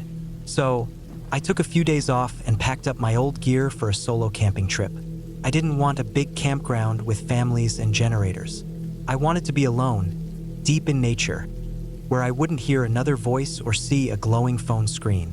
I picked a spot in the Adirondacks that I'd found online in a forum for backcountry campers. It wasn't marked on official maps, but someone described it as a peaceful, isolated clearing about a 5-mile hike off a barely used trail. I looked it up, cross-checked the topo maps, and it looked promising. No roads near it, no ranger stations, no cell service. It was exactly what I needed. I drove up on a Thursday morning in late September, just after the leaf-peeping crowd had died down and before the real cold set in. The air was crisp when I parked at the trailhead. I double-checked my pack: tent, sleeping bag, water filter, food for 4 days, map, compass, first aid kit, bear spray, the usual. I didn't bring a GPS. I liked doing it the old-school way. I had a satellite phone for emergencies, but I kept it powered off and buried in my pack. The trail was steep in places and covered in wet leaves, but I enjoyed the physical work. I didn't see a single person all afternoon. By the time I reached the area that matched the forum's description, I was sweaty and sore, but satisfied. The clearing was small, about the size of a tennis court, surrounded on all sides by thick forest. It was flat, soft with pine needles, and quiet. I set up my tent near a big rock that had a good flat top for cooking, then gathered wood for a fire and made some instant rice and jerky for dinner. That night, I sat by the fire and just listened. No cars, no voices, no buzz of anything man-made. Just wind in the trees, the occasional crack of a branch. I slept hard, the kind of sleep you only get after a long hike and fresh air. The second day was just as peaceful. I hiked out a bit, found a stream about a half-mile west, filled up my bottles, and explored. I found signs of old logging operations, metal cables rusted and half buried in the soil, what looked like a hand-built bridge over a gully long since collapsed. I saw animal tracks, mostly deer, maybe a coyote or two, plenty of squirrels. Nothing unusual, no reason for alarm. That night, though, something felt off. Started small. I was finishing dinner, just cleaning up, when I thought I heard footsteps in the woods. Not an animal darting through leaves, but slow, crunching steps. Deliberate, measured. I froze, holding my breath, and listened hard. The sound stopped. A few birds rustled in the canopy, but otherwise nothing. I convinced myself it was my imagination. Maybe a branch had fallen. Maybe I was just on edge from being alone. Still, I didn't sleep as deeply that night. I kept waking up at small noises. Snaps, rustles, that weird silence that happens right before something moves. Once or twice, I sat up and unzipped the tent just enough to peek out. Everything looked normal. Cold moonlight on the forest floor. Shadows. Stillness. On the third morning, I found something odd. About 30 feet from my tent, on the far edge of the clearing, I saw what looked like a scuff mark in the pine needles. Like something or someone had dragged their foot or slid along the ground. It wasn't deep, but it was long, maybe 5 or 6 feet, and curved slightly. I checked it out, crouching down, looking for prints or tracks. Nothing clear, but the disturbed area definitely hadn't been there the day before. I would have noticed. I felt my stomach tighten a little. Still, I tried to stay rational. Maybe it was an animal. Maybe a deer had bedded down and kicked up dirt getting up. I made a mental note to be more alert. That afternoon, I didn't wander far. I stayed near camp, collected more wood, read a little, and listened. Every now and then, I'd catch something out of place. A sound that didn't fit. A subtle crack that seemed too purposeful. I never saw anything. I kept scanning the woods around me, watching for movement. Nothing. That night, I built a larger fire and kept it going longer. I felt better with it burning, but I didn't like how the shadows danced around the trees. It made it harder to tell if something was moving or if it was just the firelight playing tricks on me. At one point, I swore I saw something move between the trees, just a flicker of shape. My hand went to the bear spray on my belt, and I stared into the woods for almost 10 minutes, barely blinking. Nothing moved again. Eventually, I went into the tent and zipped up tight. I left my boots right by the flap, fully laced. My pack was ready to grab. I didn't sleep much. Around 3 or 4 in the morning, I heard something right outside the tent. Not footsteps this time, just a single soft scrape, like fabric or skin brushing against nylon. I sat up, heart pounding. I waited, not even breathing, every muscle tense. Then I heard it again, a second scrape.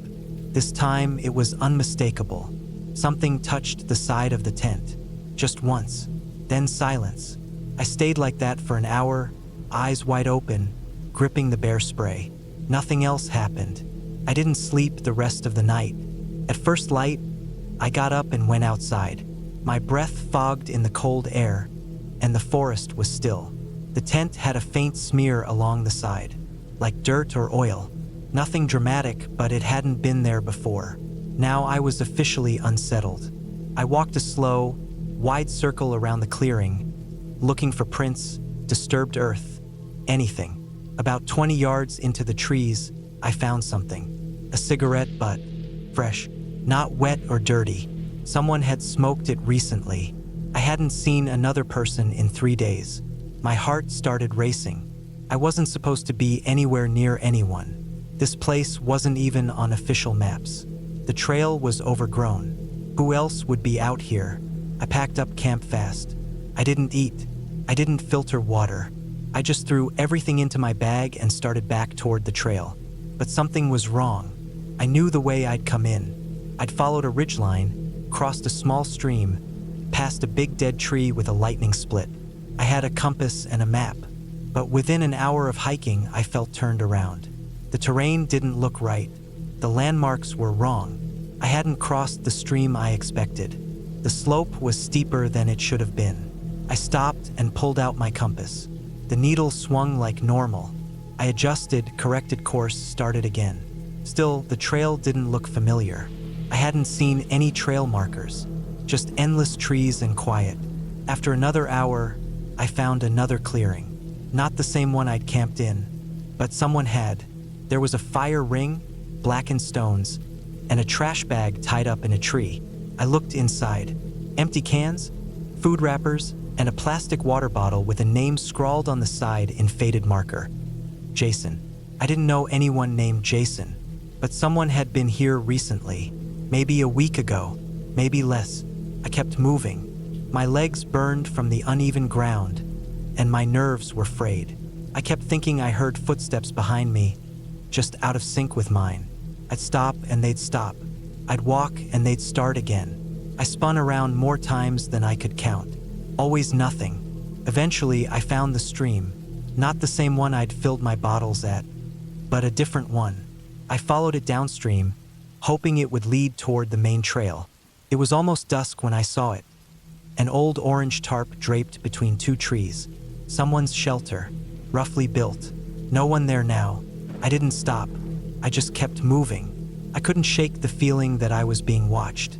My skin prickled, and every time I looked over my shoulder, I expected to see someone standing there. When darkness fell, I forced myself to stop. My legs wouldn't carry me any farther. I made a cold camp. No fire, no light, just a granola bar and a swig of water. I wrapped myself in the sleeping bag and lay against a rock under a small ledge, hidden as best I could. I barely slept. My ears were on full alert all night. I heard movement in the woods. Not constant, but enough. Twigs snapping, leaves rustling, heavy breaths that might have just been wind. but I wasn't sure. First light, I moved again. I was exhausted, sore, and half delirious, but I kept going. Eventually, around midday, I stumbled onto a game trail that merged with what looked like the path I had originally taken in. It was rough and overgrown, but something about it felt right. I followed it, heart hammering every time I thought I heard something behind me. I reached the trailhead just before sunset on the fourth day. My car was there, just as I left it. No sign of anyone else. I threw my pack into the back seat, locked the doors, and didn't look back. I didn't stop.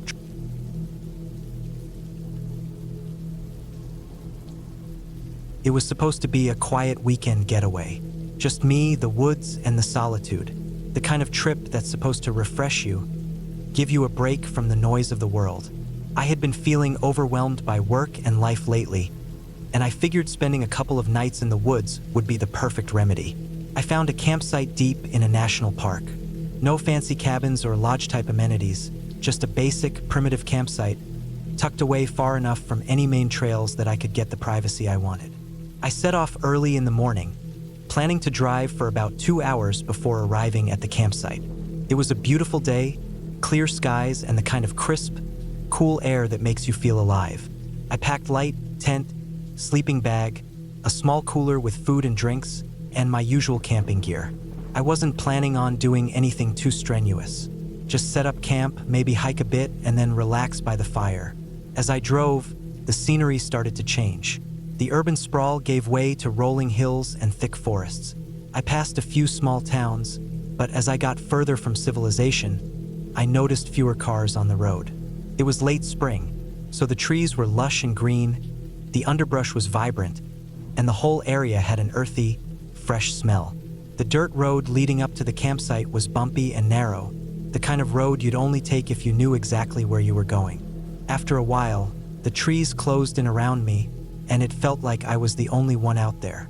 I finally arrived, parked the car, and unloaded my gear. There wasn't a soul around. The nearest campsite was probably a few miles away. I set up the tent quickly, trying to get it done before it got too late in the afternoon.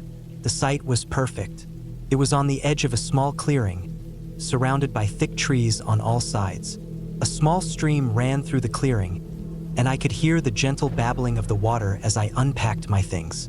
As I was getting everything settled, I noticed how quiet it was. It wasn't the usual quiet of being in the wilderness, where you could hear birds chirping or the wind rustling through the leaves. This was an eerie quiet, the kind that made you feel like something was off. I couldn't put my finger on it at first, but the silence seemed to hang heavy, like the world around me was holding its breath. I shrugged it off, though. It's just my imagination, I told myself. I had read somewhere that silence like this was normal in deep forests, especially as the sun began to set. I decided to go for a short hike before it got too dark. The trail was just a worn path through the woods, barely visible in places. I followed it for about a half hour, enjoying the solitude and the peacefulness of the surroundings. As I walked, I started to notice small things. The branches seemed to crack louder than usual when I stepped on them. The birds that had been chirping earlier were now completely silent. I paused for a moment, trying to figure out why everything had gotten so still. I could feel my heart rate pick up, a subtle tension creeping into my body. Again, I told myself it was nothing, just the natural quiet that comes with being deep in the woods. When I got back to camp, the sun was just beginning to dip behind the trees. The shadows were long, and the temperature had dropped noticeably. I started a fire and sat down, trying to relax. The crackling of the fire was comforting, but even then, I couldn't shake the feeling that something was wrong. The silence had returned, but it was different now. It felt oppressive, like something was waiting just beyond the firelight. I tried to ignore it. I roasted some marshmallows and sat back, staring at the flames. My mind kept wandering, but no matter how hard I tried to push it away, I kept thinking about how quiet it was. It was too quiet. Even the wind, which had been blowing lightly earlier, had stopped. The trees were still. The only sound was the occasional pop from the fire. It was around this time that I heard it, a rustling sound coming from the edge of the clearing. I froze, my eyes immediately darting toward the noise. It wasn't the wind or an animal, this was different. The sound was too deliberate, too heavy. Something was moving out there. I stood up slowly, my heart pounding in my chest. I scanned the darkness between the trees, but I couldn't see anything. The clearing was bathed in the soft orange glow of the fire, but beyond that, it was all shadows. The rustling stopped. I waited, my breath caught in my throat. Was it an animal? A deer? Maybe just a raccoon? The longer I stood there, the more certain I became that whatever it wasn't any animal I knew. A few minutes passed, and the noise didn't come back. I sat down again, trying to calm myself. It was probably just a deer or something, nothing to worry about. But still, I couldn't shake the feeling that I was being watched. My eyes kept darting to the edge of the clearing, expecting to see something moving in the shadows. Eventually, the night grew colder, and I decided to turn in. I doused the fire and crawled into the tent, wrapping myself up in my sleeping bag. But sleep didn't come easily. Every small noise outside the tent had me on edge, and the silence was unbearable. I kept telling myself I was just being paranoid, but I couldn't help it. Something about this place felt wrong. Around 2 a.m., I was jolted awake by a sound. It was faint at first, almost like a whispering noise, but it grew louder. A low, guttural sound. It was coming from outside the tent. My heart raced as I listened, trying to make sense of the noise. It wasn't an animal. It was too deliberate. And it wasn't the wind either. There was no wind. I held my breath, straining to hear. The noise continued, this time accompanied by a faint scraping sound, like something was dragging along the ground. I couldn't stand it any longer. I grabbed the flashlight from my bag, turned it on, and unzipped the tent. I poked my head out slowly, the light of the flashlight cutting through the darkness. The clearing was empty. There was nothing there. The trees were still. The rustling had stopped. Everything was as it should be. But then something caught my eye, a set of footprints in the dirt. Fresh. The tracks were odd, though too large for any animal I knew, and they didn't look like the footprints of a person either. They were irregular, like whoever or whatever had made them was dragging their feet. I felt a cold chill run down my spine. I quickly zipped the tent back up, my mind racing. What the hell was going on? I lay there in the dark, wide awake, trying to figure out what I should do. The noises, the tracks, none of it made sense. But I couldn't shake the feeling that something was out there, something I couldn't see. Morning finally came, but the unease never left me. I packed up my things in silence, too rattled to even think about staying another night. I didn't want to, but I knew I had to leave. As I loaded my car, I glanced back at the clearing one last time. The forest stood silent, as if nothing had happened. When I drove away, I didn't look back. Later, when I told people about my experience, some of them said it was just wildlife, that my mind was playing tricks on me in the dark. Maybe they were right, but I know what I felt. The unease, the strange tracks, the feeling that I wasn't alone. There was something in those woods that night. I don't know what it was, but I wasn't about to stick around to find out. I haven't been camping since, and I don't think I ever will again.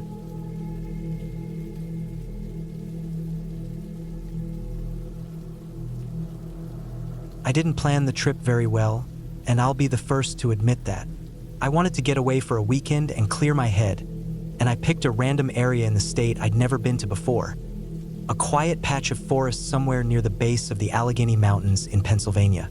I don't remember the exact name of the trailhead, but I found it on a hiking forum, and it had just enough information to feel legit without looking touristy. It sounded like what I wanted. No crowds, no campsites, no rules. Just trees, dirt, and time to be alone. I packed my gear on a Thursday night, slept maybe 3 hours, and drove out early the next morning with a thermos of stale coffee and a half-eaten breakfast burrito from a gas station I don't think I could find again if I tried. I got to the trailhead a little after 10 in the morning. It was a cracked gravel lot with a rusted metal sign and no cars. I remember that specifically, no cars at all. It was quiet in a way that makes you stop and notice it. No birdsong, no wind, just the crunch of my boots on gravel and the low ticking sound of my cooling engine. I shut the car off, left the keys buried under the floor mat just in case something happened to me and someone needed to find them, and started the hike in. I had everything I needed: tent, water filter, freeze-dried food, matches, a knife, a basic med kit, a paper map I printed at home, and my old hiking pack with the right weight balance. I've done enough solo trips to know what can go wrong. I thought I was ready for anything. The hike in was uneventful for the first couple of hours. The trail wasn't marked, but the path was visible if you paid attention. Mostly just a flattened corridor through the trees, winding gently uphill. I walked for maybe 3 hours at a steady pace before I decided to start looking for a place to set up camp. I wanted to be far enough from the car that I wouldn't hear any sounds from the road, and this seemed like the perfect spot. I found a flat, elevated patch of ground just off the trail, partially surrounded by a thicket of young pines. Good natural windbreak, close to a small creek maybe 30 feet downhill.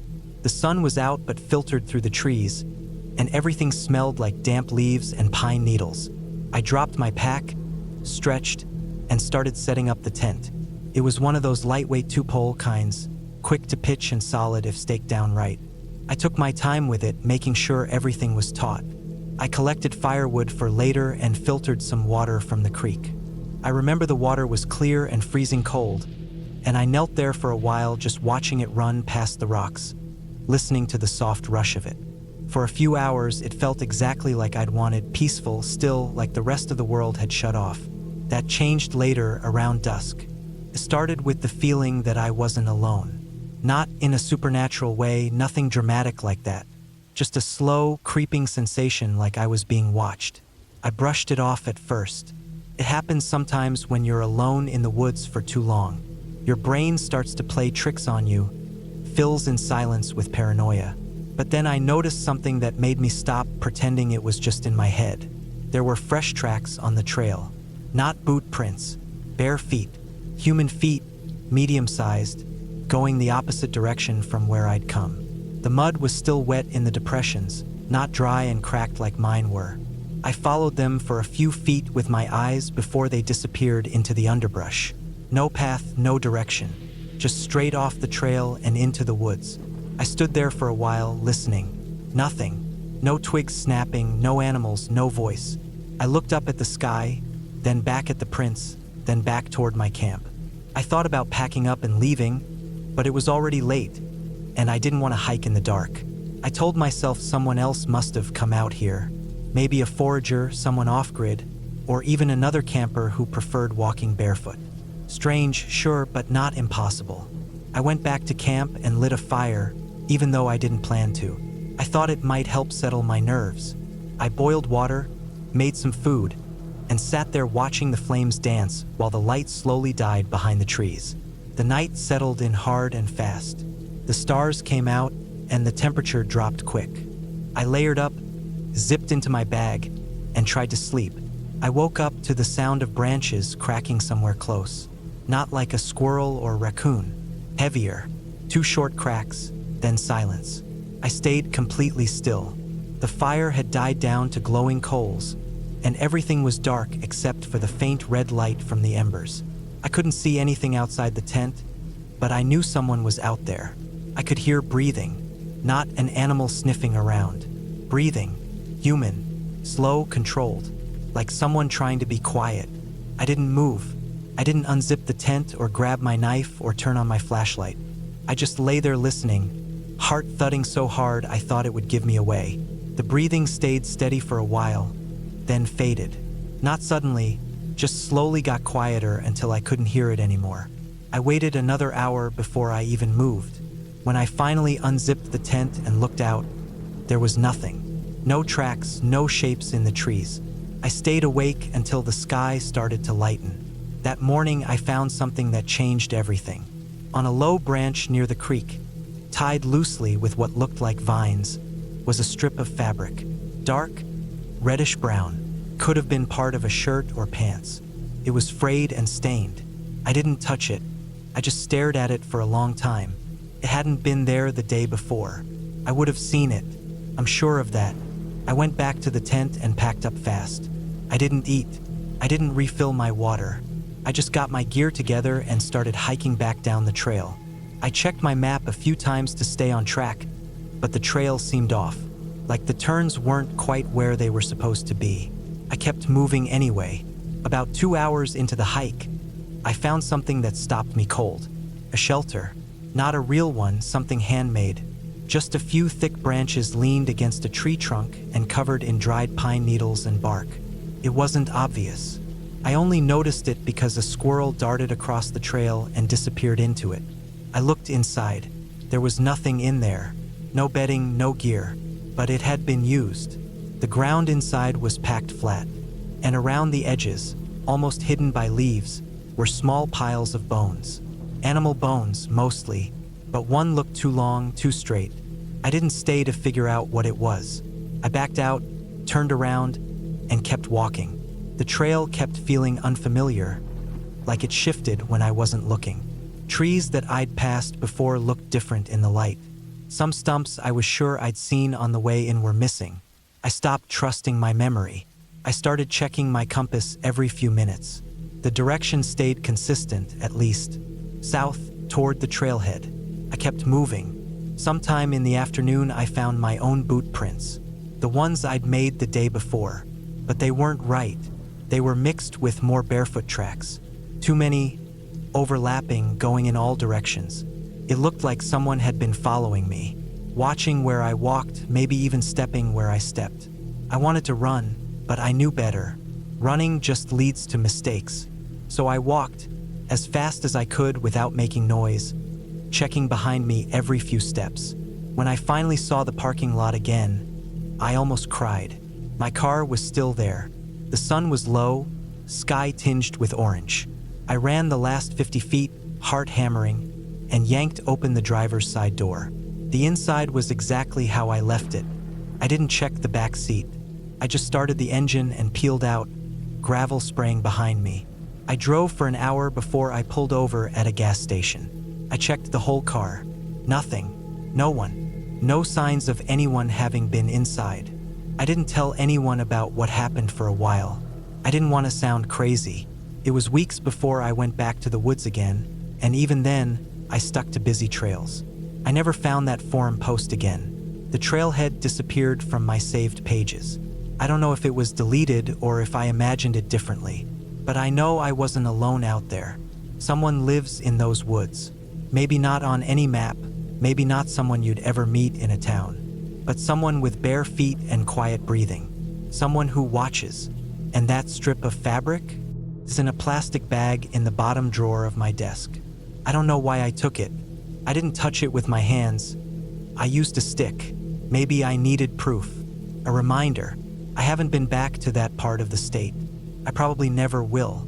But sometimes when I'm lying in bed at night and it's dead silent, I think I hear breathing again. Slow, measured, just outside the window. I get up. I check. There's never anything there, but I still check. Every time.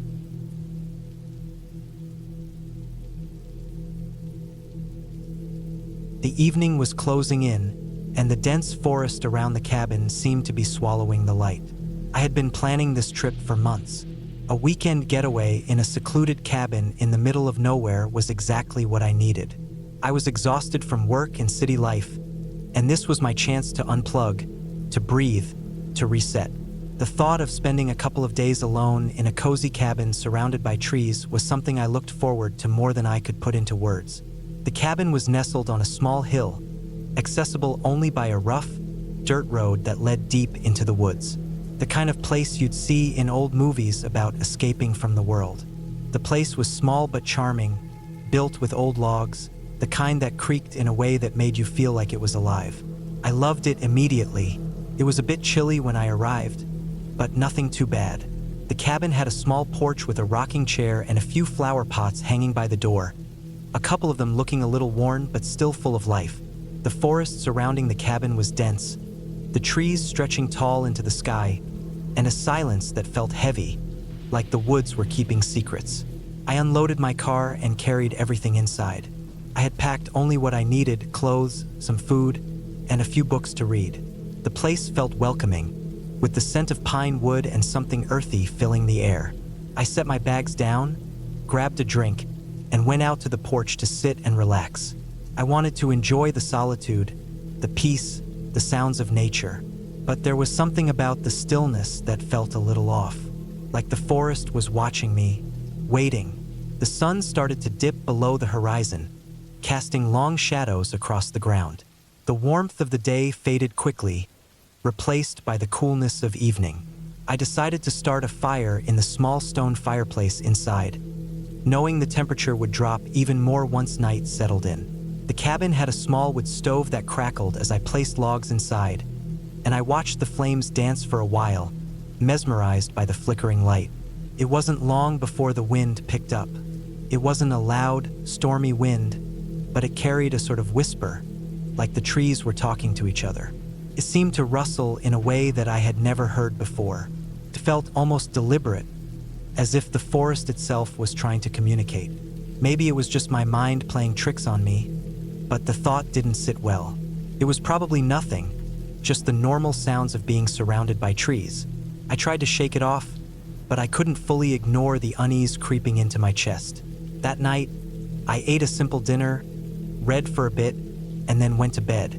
The cabin was cozy, and the bed was warm and inviting. The only sound in the night was the wind outside, gently pushing against the cabin's walls. It was peaceful, too peaceful if I'm being honest. As I lay there, drifting in and out of sleep, I heard something. At first, it was just a slight rustle, like someone moving in the leaves, but then it was louder, more distinct. It wasn't the wind.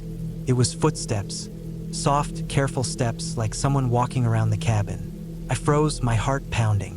I tried to tell myself it was just an animal, maybe a deer or something, but the sound was too deliberate, too human. I waited for what felt like an eternity, listening. The footsteps stopped, and everything fell silent again. I didn't move, didn't dare to breathe too loudly. I lay there, tense, my mind racing. Was someone out there? Maybe it was just a neighbor or someone passing through, though the thought seemed ridiculous. The nearest person lived miles away, and I hadn't seen another soul since I arrived. I waited a little longer, the silence pressing down on me like a weight. Then I heard it again, the soft crunch of footsteps on the dirt outside the cabin. But this time, there was something else, something I couldn't explain. It felt like the steps were getting closer. My mind screamed at me to do something, but I stayed perfectly still, afraid that any movement would give me away. The footsteps circled the cabin, moving around the perimeter, as though someone was inspecting it. My breath quickened, and I finally found the courage to grab my phone from the nightstand. My hands were shaking as I unlocked it. The signal was weak, but there was enough to send a quick message to a friend. I didn't explain much, just said someone was outside the cabin and I didn't know what to do. I didn't get a reply right away, and I didn't expect one. It was late and I was alone. I sat there, listening to the footsteps that continued to move around the cabin. And then the most unsettling thing happened. The footsteps stopped, and I heard something else. A tapping.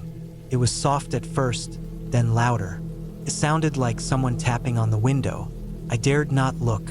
I stayed as still as possible, barely breathing, hoping that whoever was out there wouldn't notice that I was awake. Minutes passed, but it felt like hours. The tapping continued, and then came the worst sound of all, the unmistakable sound of someone trying the door. It rattled a bit, as if someone was testing whether it was locked. The door was secure, but the mere thought of someone trying to get in made my stomach drop. I waited, frozen, trying to make as little noise as possible. I couldn't call the police. There was no signal, and even if there was, it would take too long for anyone to get here. I was on my own. The night stretched on, and eventually the noises stopped. The footsteps, the tapping, the door rattling. It all ceased. I didn't know how long I lay there, but when the silence returned, it was almost worse than the noises had been. At least when there was sound, I knew something was happening, but now, it felt like something was waiting, just out of sight. I didn't sleep that night, couldn't. Every creak of the cabin, every shift in the wind, made me jump. I kept my eyes on the door, my mind racing, trying to figure out what to do. Should I leave? But I didn't know what was out there, and the thought of venturing into the woods in the dark was terrifying. I stayed in the cabin, gripping my phone tightly, feeling trapped and helpless. By morning, the light was finally breaking through the trees. I couldn't remember the last time I'd been so relieved to see the sun. I carefully checked the cabin for any signs of forced entry, but everything was as it should be. The door was still locked, and there were no marks on the windows or the walls. But my gut told me something had been out there, something that wanted to get inside. I didn't stick around long after that. I packed up my things, and after a quick breakfast, I left the cabin, driving back down the dirt road as fast as I could. I didn't care about the speed bumps or the potholes. I just wanted to get away. The woods, the cabin, it all felt wrong now. As I drove, I kept looking over my shoulder, half expecting to see someone in my rearview mirror. But there was nothing, just trees and then, eventually, the open road. I didn't feel safe, not until I reached the nearest town, where people were around, and the feeling of being watched began to fade. I never went back to that cabin. I don't know who or what was out there that night, but I don't need to know. Sometimes, things are better left unknown. I've learned to appreciate the quiet, but I've also learned that not all silence is peaceful. Some silences are warnings, and I'll never forget the night I learned that.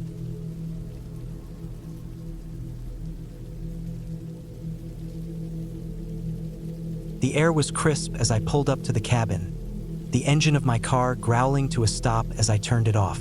I had been driving for hours, far from any town, surrounded by nothing but trees and the distant echo of birds. The place felt isolated in a way that made me uneasy, but that was the idea. I had rented this cabin to get away from everything. The stress of work had been wearing me down, and I needed time to recharge. The more remote, the better. But now that I was here, a sense of quiet seemed to settle over me, almost too still. I grabbed my bag from the back of the car, my boots crunching the leaves underfoot as I made my way toward the small, weathered building. It wasn't much, just a simple one-story cabin. The wood on the outside worn and chipped from years of exposure. It had a rustic charm to it, or so I thought, but something about the place felt off. The door creaked as I opened it, and I stepped inside, the scent of pine wood and dust filling my nostrils. The interior was basic, with a small living room that had a couch and a fireplace. The kitchen was just a corner space, and a narrow hallway led to a couple of rooms, probably bedrooms. The place seemed fine at first glance, but there was something about it that set me on edge. The first few hours passed quietly. I unpacked my things, started a fire in the fireplace, and made myself something to eat. The cabin didn't have Wi-Fi or cell service, so I couldn't distract myself with my phone. Instead, I decided to take a walk around the property. The cabin sat on a plot of land surrounded by thick woods. The trees stretched high above me, their branches swaying in the breeze. The forest looked alive, but it also felt a little too quiet, almost like the woods were holding their breath. I walked along a trail that led behind the cabin, hoping to find something interesting. The trail twisted through the trees, and I noticed something strange as I walked. There were no animal sounds, no rustling of leaves from small creatures. Everything seemed unnaturally silent. I paused for a moment, looking around, but all I saw was the vastness of the forest. I shrugged it off, telling myself that it was just the isolation playing tricks on my mind. After about an hour, I returned to the cabin, feeling the unease in my chest slowly growing. I made myself a drink and sat by the fire, the flames crackling in the silence. I was about to turn in for the night when I heard it, a faint sound, like a tapping on the window. I froze, my eyes darting to the glass. There was nothing there, just the dark, empty forest. I shook my head. It had to be a branch swaying in the wind, hitting the window. But as I settled back down, I heard it again, more distinct this time. Tap, tap, tap. My heart skipped a beat. I stood up, slowly walking to the window. The forest outside was still, no wind to speak of, no movement. I opened the window just a crack and listened. Nothing. I closed the window and tried to shake off the feeling. Maybe it was just the wind, or maybe my nerves were getting the best of me. I locked the window and went to bed, but sleep didn't come easy. Every creak of the house made me tense. Every gust of wind outside felt louder than it should. Around 3 a.m., I woke up with a start. I wasn't sure what had woken me, but the air felt thick, like something was wrong. I sat up in bed, listening. The cabin was eerily silent, and the darkness outside pressed in on me. I tried to go back to sleep, but it was no use. I couldn't shake the feeling that something wasn't right. I lay there for what felt like hours, tossing and turning, until I finally decided to get up. I grabbed a flashlight and went outside, the cool air hitting me like a slap to the face. I shone the light around the cabin, trying to convince myself that it was just my imagination. The flashlight beam bounced off the trees, revealing nothing but shadows. I walked around the perimeter, checking the windows and doors to make sure everything was locked. But as I walked toward the back of the cabin, something caught my eye. There, on the ground, was a footprint. It wasn't a large print, but it was distinct, a boot print with the deep indentation of the heel. It led toward the woods, and I felt my stomach churn. I stared at the footprint for a moment, my heart racing. It didn't make sense. The cabin was supposed to be isolated. No one was supposed to be out here, but the footprint was undeniable. I quickly made my way back inside, locking the door behind me. I sat in the living room, the flashlight still in my hand, my mind racing. Who could have been out there? Was it a prank or something worse? The hours stretched on, and I could feel the weight of the silence pressing in on me. The fire had burned down to embers, casting long shadows across the room. I hadn't heard anything else outside, but the feeling of being watched wouldn't leave me. Every sound in the cabin felt magnified, every creak of the floorboards sending my heart into my throat. By morning, the sun was up, and the oppressive atmosphere had lifted a little. I hadn't gotten much sleep, but I felt a little better knowing that daylight had returned. Still, I couldn't shake the image of that footprint. I grabbed my things and decided to head into town, just to clear my head. The drive to the nearest town was long, but I needed to talk to someone to get a sense of normalcy back. When I arrived, I went to a small cafe and sat down with a coffee. The place was quiet, with just a few locals scattered around. I asked the barista if she knew anything about the cabin I was staying in. She paused, giving me an odd look. "That old cabin out on Pine Ridge?" she asked. I nodded. "You might want to be careful there," she said, her voice low. "It's been vacant for years. A lot of people say strange things happen out there." I felt a chill run through me, but I didn't want to show it. "Strange things? Like what?" She hesitated for a moment before speaking again. "Just, people hear things. Voices, footsteps. Some folks say they felt like they're being watched, but no one knows for sure. It's just one of those places that gives people the creeps." I thanked her for the information and left, my mind racing. It wasn't much, but it confirmed what I had already started to suspect. There was something about that cabin, something wrong, something that I couldn't explain.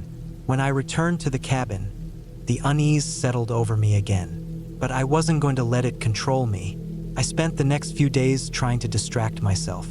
I hiked, I read, I even tried fishing by a nearby stream.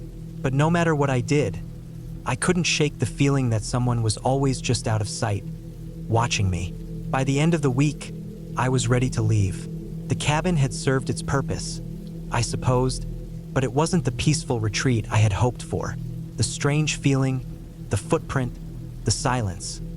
It all added up to a sense of dread that I couldn't ignore anymore. I packed my things and left, not looking back as I drove away. The woods seemed to swallow the cabin whole as I passed by, and for a moment, I felt like I could breathe again.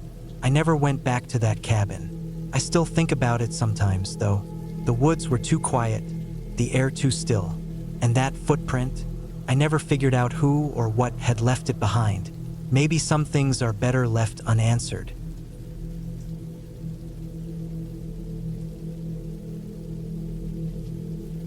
It was late September, the air crisp with the subtle shift towards autumn, the kind of cold that wasn't biting but enough to make you grab your jacket.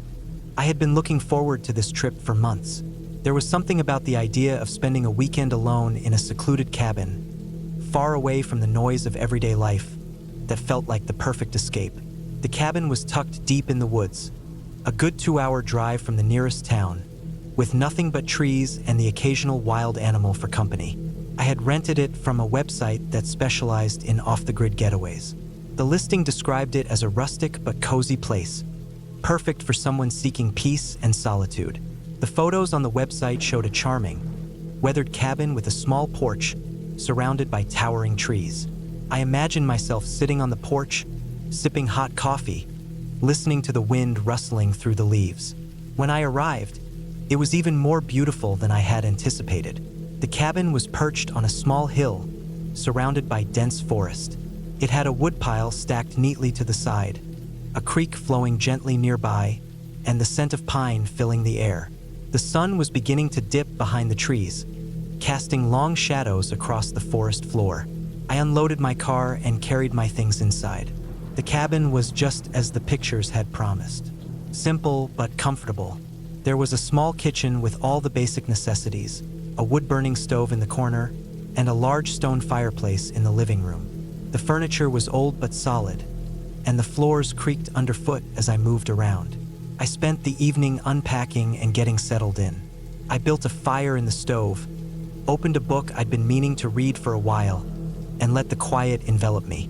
The only sounds were the crackling of the fire and the occasional rustling of branches outside. After a while, I decided to take a walk through the woods. It was getting dark, but there was enough light left to see the path clearly. The air had a damp, earthy smell from the fallen leaves, and the ground was soft underfoot. I wandered for about an hour, enjoying the solitude and the peace that came with being so far away from everything. By the time I got back to the cabin, it was dark. The forest around me felt even more alive in the night, the sounds of animals stirring just out of sight. I locked the door behind me, set the fire to crackle a bit longer, and settled in for the night. I didn't know why, but I had this nagging feeling that something wasn't quite right. I brushed it off as nothing more than the isolation starting to get to me, so I turned off the lights and climbed into bed. The first night passed without incident. I woke up early the next morning to the sound of birds calling outside and the soft rustle of the wind. The sun was still low in the sky, casting a golden hue over the forest. I made some breakfast and sat outside on the porch, enjoying the quiet and the view. The day passed slowly, and I spent most of it reading and hiking around the area. It was the perfect escape, just as I had imagined it would be. That night, though, things started to feel off.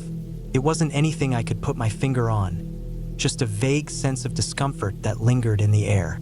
I cooked dinner and ate by the fire, but I couldn't shake the feeling that I wasn't alone, even though I was.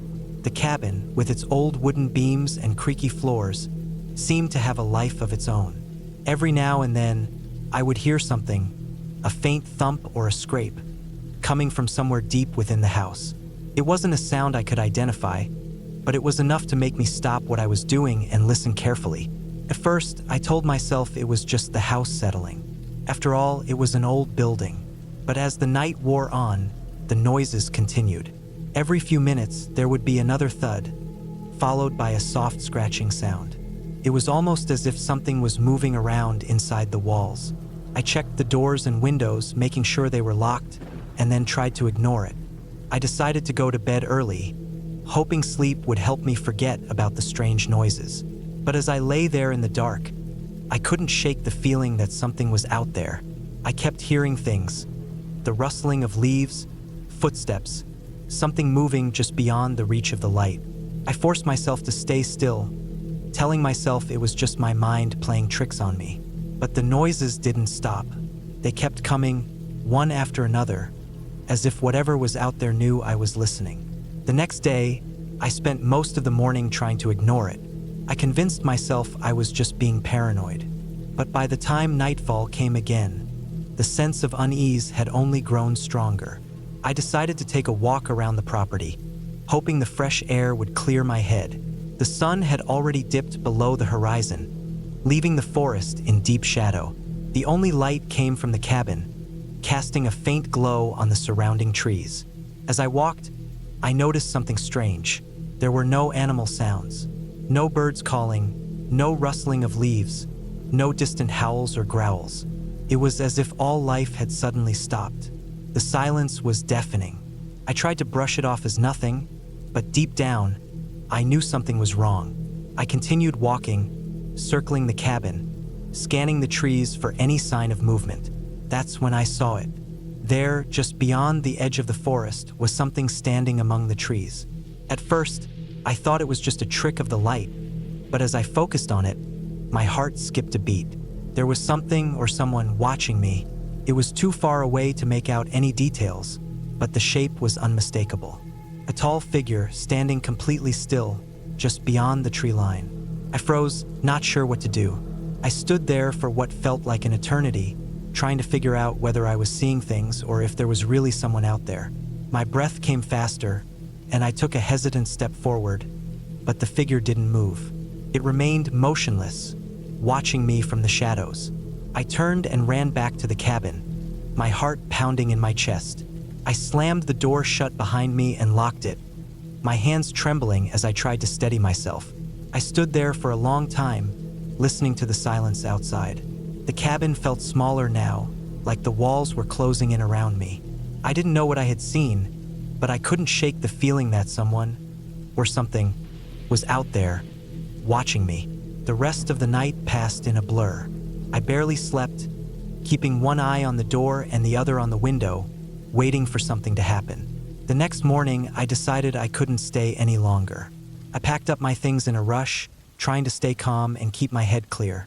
As I was loading up the car, I noticed something strange. The area around the cabin had changed. The trees seemed denser, the path I had walked the day before was harder to find, and the forest felt even more silent than it had the night before. I got in the car and drove away, the sound of the engine breaking the unnatural stillness. As I passed the last bend in the road, I looked back at the cabin one final time. It stood there, just as it had when I first arrived, but now it felt different. More ominous, somehow, like it was hiding something I couldn't see. I drove the whole way back to town without stopping. The woods, the cabin, the eerie figure. Everything felt like a bad dream. When I finally got home, I took a deep breath and tried to relax. I told myself it had all been in my head, that I had let my imagination get the best of me. But I couldn't forget the feeling of being watched, the silence in the woods, and the figure in the trees. I don't know what I saw that night or what was happening at that cabin, but something was definitely wrong, and I'm just glad I left before it was too late. I don't think I'll ever go back to that cabin. Some places are better left alone.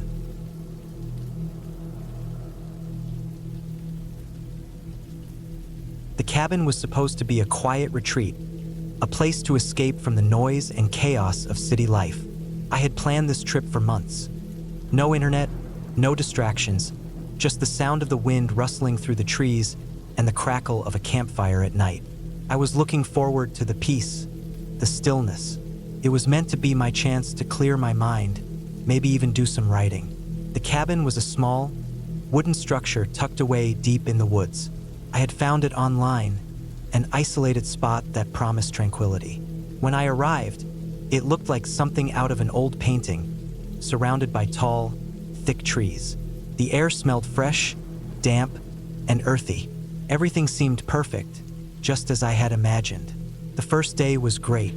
I unpacked my things, set up a small fire pit outside, and enjoyed the silence. There was something about the stillness that felt so good.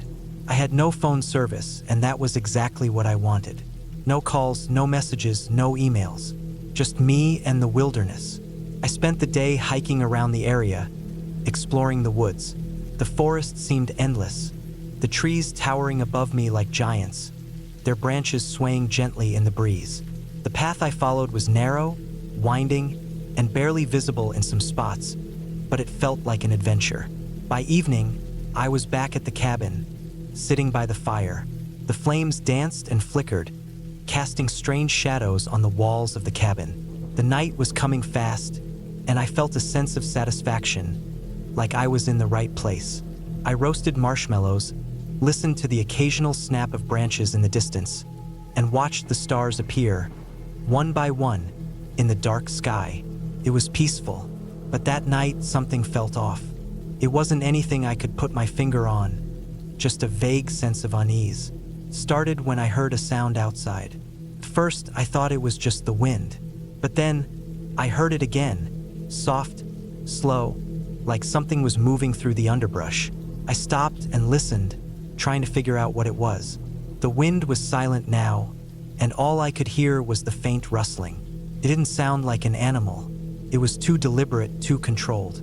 I told myself it was probably nothing, just a deer or some other creature making its way through the forest. But I couldn't shake the feeling that I wasn't alone.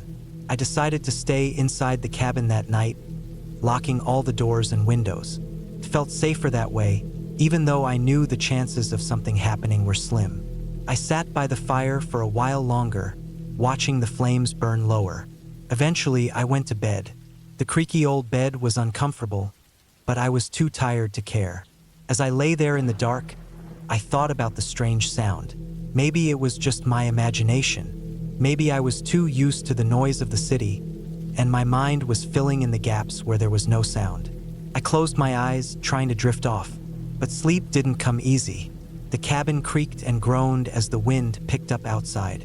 The trees whispered against the walls, and every now and then, I'd hear something shifting just beyond the window.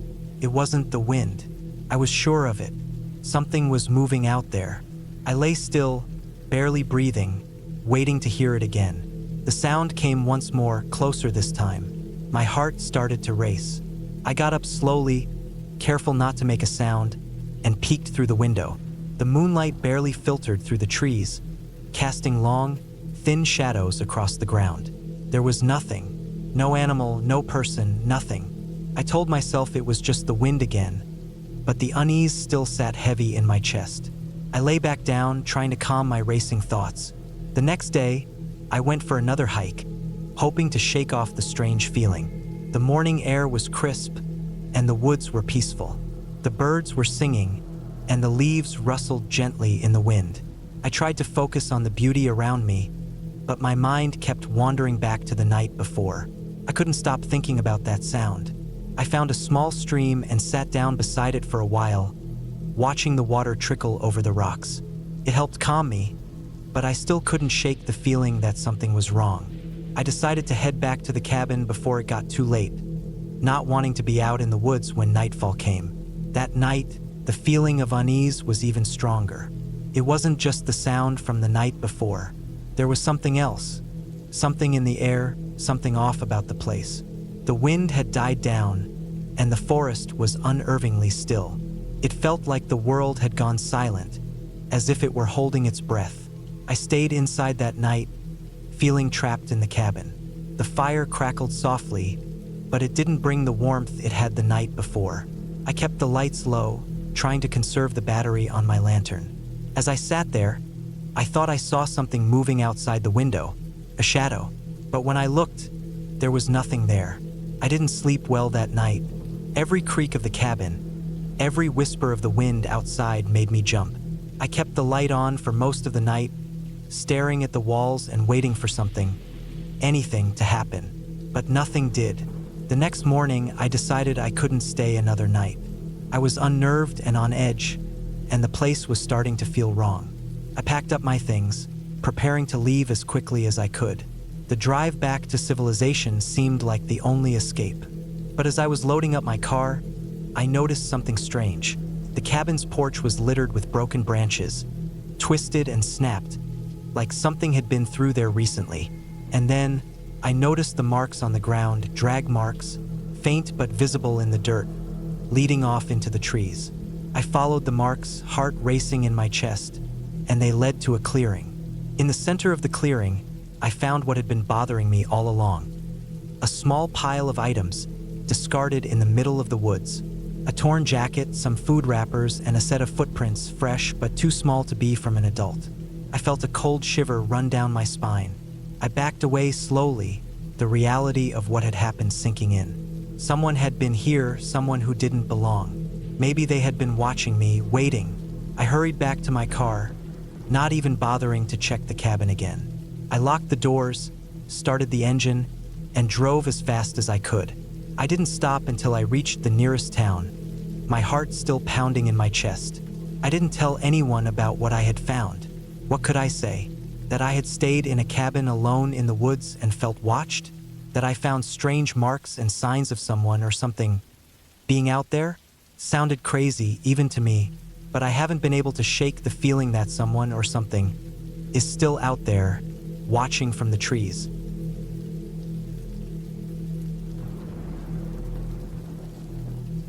The air was thick with the scent of pine and earth as I drove deeper into the woods. The car's engine hummed, and the road seemed to stretch endlessly before me. It was my first time renting a cabin in this part of the forest, and the excitement of a weekend away from the city was enough to make me forget the nagging feeling that something wasn't quite right. I had always found comfort in the quiet, the solitude that came with being surrounded by nature. But now, with each mile I drove, that sense of peace seemed to be slipping away. I had booked the cabin online, trusting the glowing reviews and picturesque photos. It was supposed to be a rustic getaway, secluded and peaceful, far from the bustle of everyday life. The place was perfect in every way, except for the road leading up to it. The gravel was uneven, and the trees grew so close that they almost seemed to be closing in on me. The path was barely wide enough for my car, and every few hundred yards, the road seemed to disappear into the underbrush, leaving me wondering if I was going the right way. After what felt like hours, I finally spotted the cabin. It was nestled in a small clearing, a modest wooden structure with a stone chimney that promised warmth on a chilly night. The cabin looked almost too perfect, like it had been placed there just for me. There was no one else around, just the trees and the sound of birds in the distance. I parked the car and grabbed my bags, feeling a slight twinge of unease as I approached the front door. The air was still, and the only sound was the crunch of gravel beneath my boots. Inside, the cabin was just as charming as the pictures had promised. The wooden beams of the ceiling gave it a cozy, rustic feel. There was a stone fireplace on one wall, a large leather couch in front of it, and a small kitchen area tucked into the corner. A few candles sat on the windowsills, and the light filtering through the trees outside gave the room a warm, golden glow. I set my things down and took a moment to appreciate the silence. It was peaceful here, but there was a part of me that couldn't shake the feeling that I wasn't entirely alone. The first night was uneventful. I settled in, started a fire in the hearth, and made myself some dinner.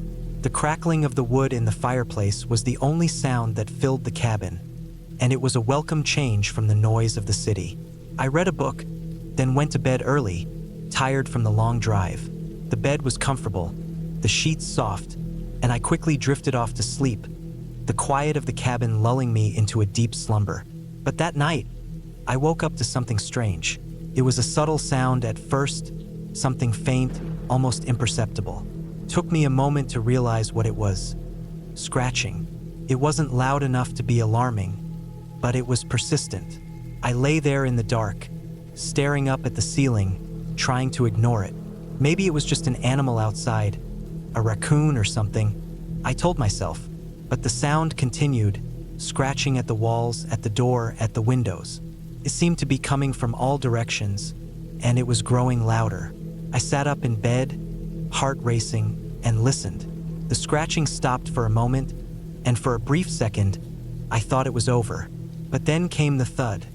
A heavy, deliberate thud that shook the walls.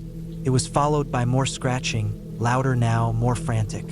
My pulse quickened, and I felt a cold sweat break out on the back of my neck. I wasn't sure what to do. I could check outside, but I didn't want to open the door, not with whatever was out there making those noises.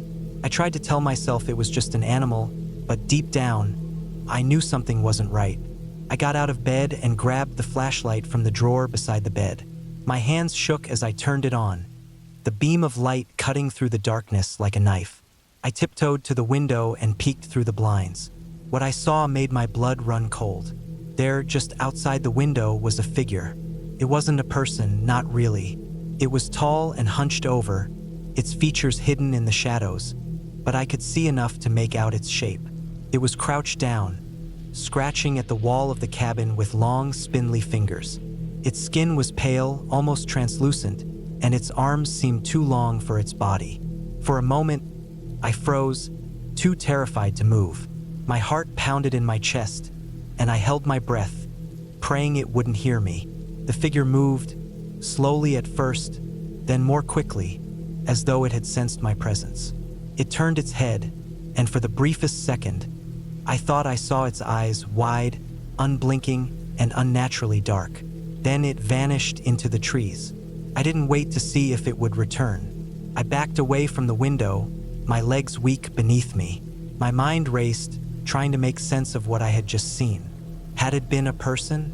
No, it couldn't have been. The way it moved, there was something wrong with it.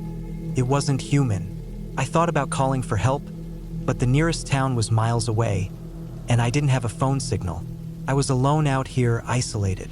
My only choice was to wait until morning, but I knew I wouldn't be able to sleep again. I spent the rest of the night on the couch, the flashlight clutched tightly in my hand, my ears straining for any sign of movement outside.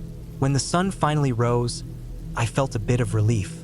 The light of day made everything seem less menacing. I stepped outside, cautiously at first, scanning the woods around me. There was no sign of the strange figure, no trace of anything unusual.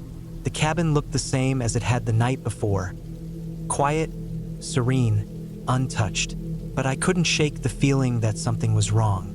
As the day wore on, I tried to convince myself that it had been a bad dream, that the figure had been some trick of the light or a figment of my imagination. But deep down, I knew it had been real. Whatever it was, it had been out there, and it might still be watching. I spent the rest of the day exploring the woods around the cabin, trying to distract myself from the fear gnawing at the back of my mind. The forest was beautiful, peaceful even, but the unease lingered. I kept looking over my shoulder, half expecting to see that figure lurking in the shadows. As evening approached, I reluctantly returned to the cabin. I locked the doors and windows, even though I knew it wouldn't do much to keep whatever had been out there at bay. I didn't want to spend another night in fear, but I didn't have much choice.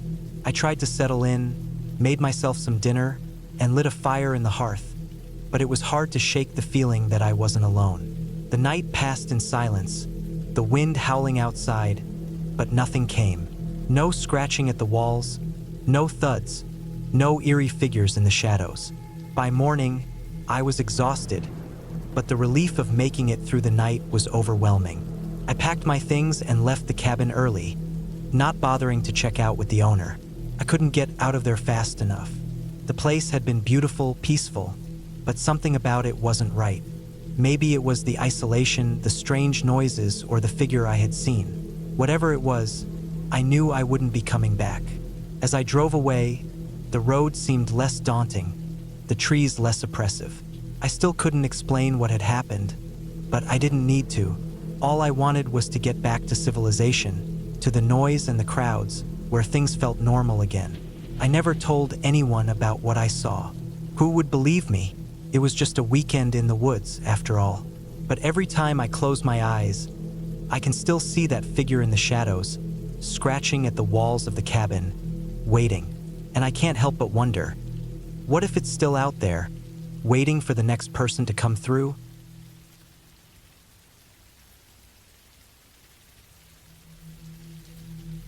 The cabin was old, its wood cracked and weathered from years of standing alone in the wilderness. I had been hiking for hours and needed a place to rest, so when I stumbled upon it, it felt like a stroke of luck. I didn't expect it to be much more than a basic shelter, but it was better than being out in the rain.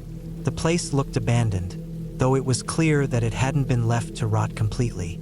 A few broken windows, the roof sagging a bit, but overall it still had some life in it. I didn't mind. After all, I was just passing through. I pushed the door open slowly, expecting it to creak, but surprisingly, it barely made a sound. Stepping inside, I could immediately tell the air was different. It felt colder than it should be, despite the warm temperature outside. The inside smelled musty, like old wood and dampness. I set down my backpack and took a look around. The cabin was small, with a single room containing a fireplace, a wooden table, and a couple of old chairs.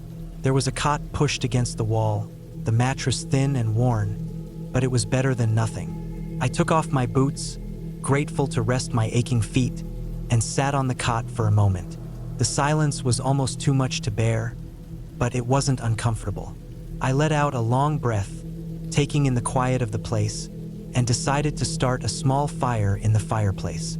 I dug around in my pack for the matches, struck one, and watched the flame flicker to life. The warmth from the fire was a welcome change, and I leaned back, watching the flames dance for a while. The sun began to set, casting a reddish hue across the cabin. I made a simple meal with some of the canned food I had in my bag. It wasn't much, but it was enough to fill me up. As I ate, I thought about the hike ahead of me. I was planning to head deeper into the forest the next day, but for tonight, I just needed rest. The darkness outside crept in, and with it, the night sounds. The wind began to howl, rattling the windows, and I could hear the occasional rustle of leaves from the trees.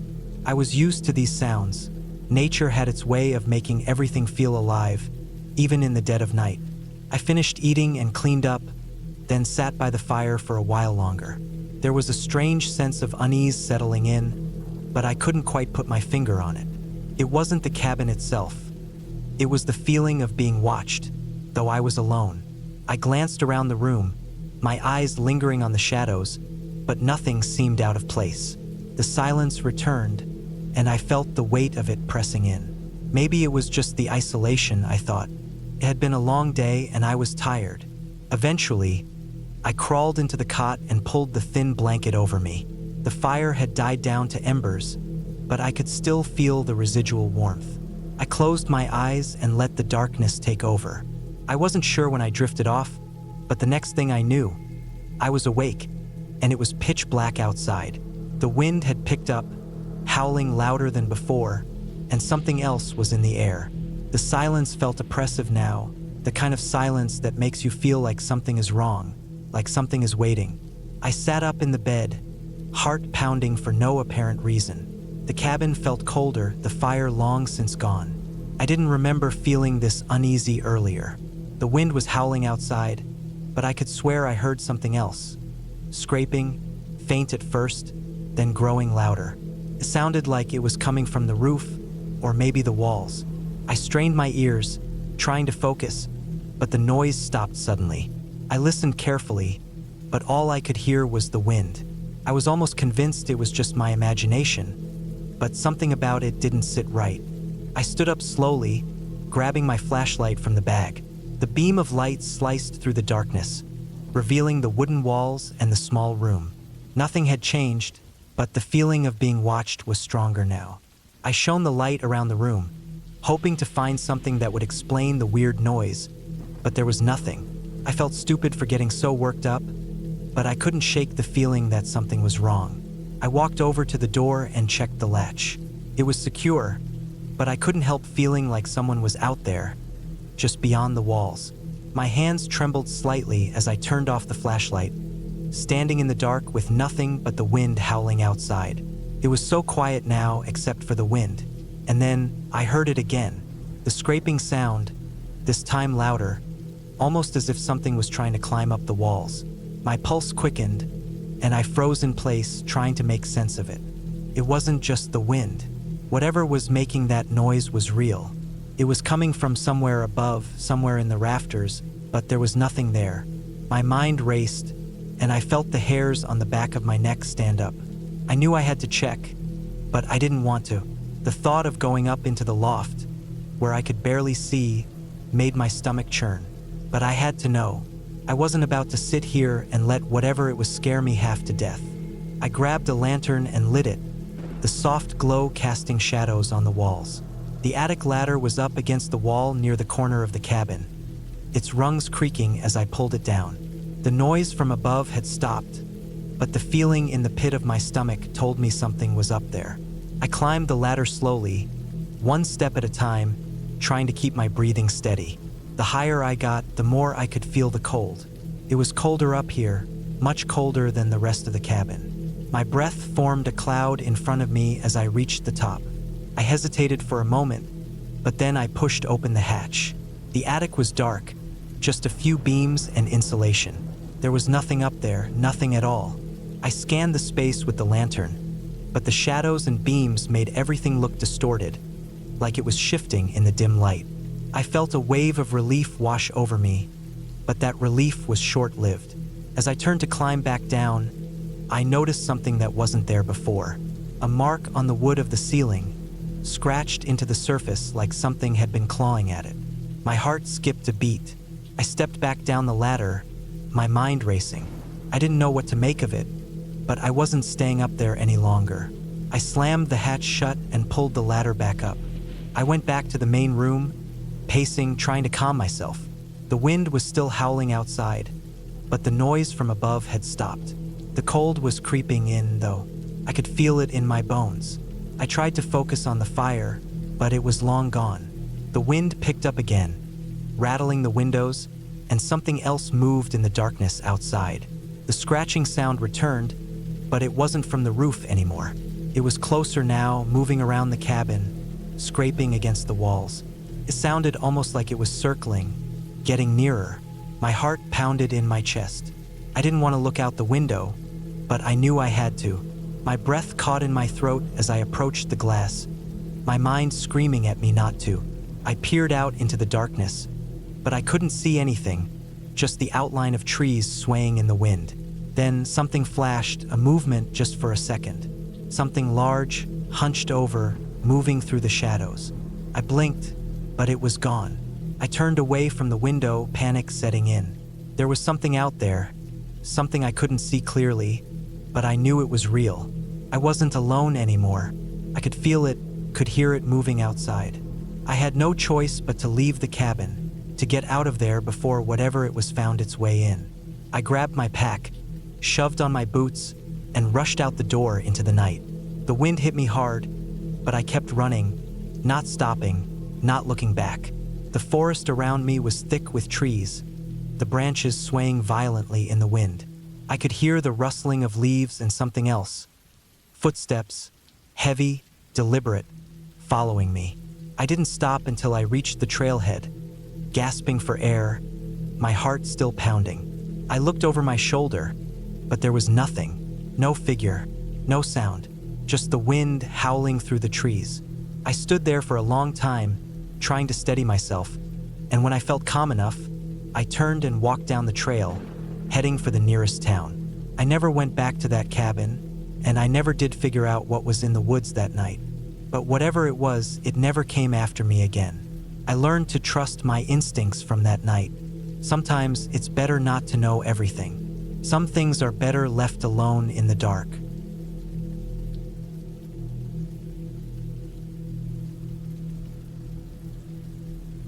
It was supposed to be a quiet getaway.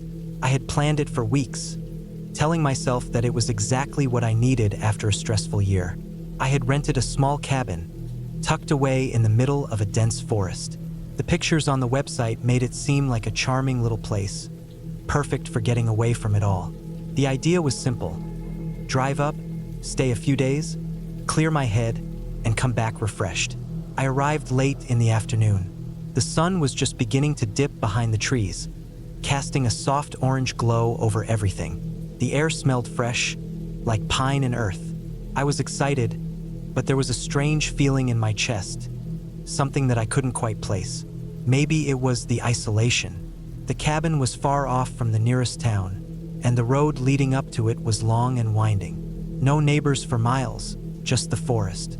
The cabin itself looked like something out of a storybook. It was a rustic log cabin with a stone chimney and a small porch with a rocking chair. There were flowers planted near the door, and the windows were framed with thick, white curtains. Inside, it was cozy with a stone fireplace, a large leather couch, and a kitchen that seemed more than capable for a few days of cooking. Everything was neat, and everything seemed in order. I unpacked my bags, took a deep breath, and settled into the space. The quiet was almost too much. There were no cars, no distant voices, just the wind rustling the leaves and the occasional bird call. After a few hours, the night started to creep in, and I lit a fire in the fireplace. I had decided that I would spend my time reading, maybe cook a simple dinner, and relax. The silence seemed comforting at first, but as the night went on, something changed. It was subtle, like the atmosphere had shifted. I couldn't pinpoint it, but I started to feel uneasy. It was like the walls of the cabin were closing in on me, The sound of the fire crackling in the hearth was suddenly too loud, and the shadows in the corners of the room seemed to move when I wasn't looking directly at them. I tried to ignore it. I convinced myself that it was just the result of being alone in a remote place, my mind playing tricks on me. I went to bed early, hoping that a good night's sleep would clear my head, but sleep didn't come easy. The bed was comfortable, but my mind raced. Every creak of the cabin's wooden beams seemed amplified in the dead quiet. I tossed and turned, listening to the faint noises outside, twigs snapping, leaves rustling in the wind, and the occasional howl of a distant animal. Around midnight, I heard something that made my blood run cold. A loud knock, like someone was banging on the door. My heart skipped a beat. Who could it be? I had driven up here alone, and there were no other cabins in sight. Maybe it was an animal? I tried to convince myself of that, but the knock came again, more insistent this time. I lay there, frozen. I had no idea what to do. Should I get up and check? Should I ignore it? The knock came again, but this time, it was followed by a strange scraping sound against the door, like something was being dragged along the wood. I waited, holding my breath, hoping that it would stop, hoping that it was just some trick of the wind. But it didn't stop. It went on for what felt like an eternity, the scraping sound getting louder and closer, until it felt like whatever was out there was right on the other side of the door. Finally, I couldn't take it anymore. I got out of bed, my legs shaking as I moved toward the door. I grabbed the flashlight that was resting on the table near the door, turned it on, and slowly approached the entry. My pulse raced as I stood just a few inches away, holding the flashlight in front of me, preparing to open it. But I couldn't. Something told me not to. The silence outside was deafening now, and the only sound was the beating of my heart in my ears. For what felt like a lifetime, I stood there, staring at the door. Finally, I took a deep breath and slowly opened it. Nothing. There was no one there, just the dark forest, silent and still. I stepped out cautiously, shining my flashlight around. There was nothing unusual in sight, just trees and the faint light of the moon filtering through the canopy. My mind was racing, trying to make sense of what had just happened. Could it have been an animal? Could it have been the wind? But no, the scraping sound, it wasn't like anything I'd ever heard before. I stayed out for a few minutes, scanning the area, but saw nothing. Nothing moved in the trees. Nothing made a sound. Eventually, I went back inside, locked the door, and tried to convince myself that I was just imagining things. The next day, I tried to push everything to the back of my mind. I went for a hike in the morning, thinking some fresh air and exercise would clear my thoughts. The forest was beautiful, the sun shining through the branches, and the birds singing in the trees. But even though everything seemed peaceful, there was an underlying sense of tension that I couldn't shake. I kept looking over my shoulder, half expecting to see someone or something lurking behind the trees. In the afternoon, I decided to check the perimeter of the cabin. I wanted to see if there was any sign of someone, footprints, disturbances in the dirt, anything. I walked around the cabin, examining the ground closely. The dirt was soft, but there was no sign of anything unusual. No footprints, no broken branches, no disturbances. It was like nothing had happened. But then I found something. Behind the cabin, near the edge of the woods, there was a pile of rocks. It was unusual because they were stacked in a way that looked too deliberate. Someone had placed them there. I felt a chill run down my spine as I inspected the pile. Beneath the rocks, there was a small, weathered box. It was barely visible, half buried beneath the stones. I carefully reached for the box and pulled it free. It was made of wood worn with age. When I opened it, my heart nearly stopped. Inside was a handful of old photographs, yellowed with time, and a small, rusted key. The photos showed different people, some smiling, some looking serious, all taken in front of what looked like the same cabin I was staying in. There was a sense of history to them. But what made my stomach turn was that in each photo, there was a figure standing in the background. It was blurry, hard to make out, but it looked like someone standing just outside the frame, watching. I didn't know what to do with the box. I kept it with me as I went back inside the cabin. My mind was racing, What did this all mean? Who had left this here? Was someone watching me? That night, I couldn't sleep. I kept hearing sounds again. Scraping, knocking, but I didn't dare open the door this time. I just lay in bed, clutching the box, my heart pounding with fear. The night dragged on endlessly, each second feeling like an hour. The next morning, I decided I had to leave. I packed my things in a rush, eager to get away from the cabin, from the forest, from whatever strange presence seemed to be watching me. I left the box in the cabin as a sign that whatever had happened here, it was not for me to understand.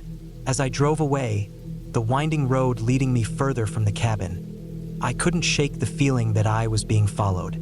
I kept glancing in the rearview mirror, half expecting to see someone or something trailing behind me, but nothing was there. By the time I reached the town, I felt like I had escaped something. I didn't know what exactly, but it felt like a weight had been lifted off my chest. I didn't look back, and I didn't talk to anyone about it. The cabin, the strange events, the box, everything felt like a distant memory, fading with each passing mile. I never went back to that cabin. And to this day, I still don't know what I experienced. I have my theories, but I've learned to leave certain questions unanswered. Maybe it was just my imagination. Maybe it wasn't. But what I do know is that sometimes it's better not to understand everything. Some things are better left alone.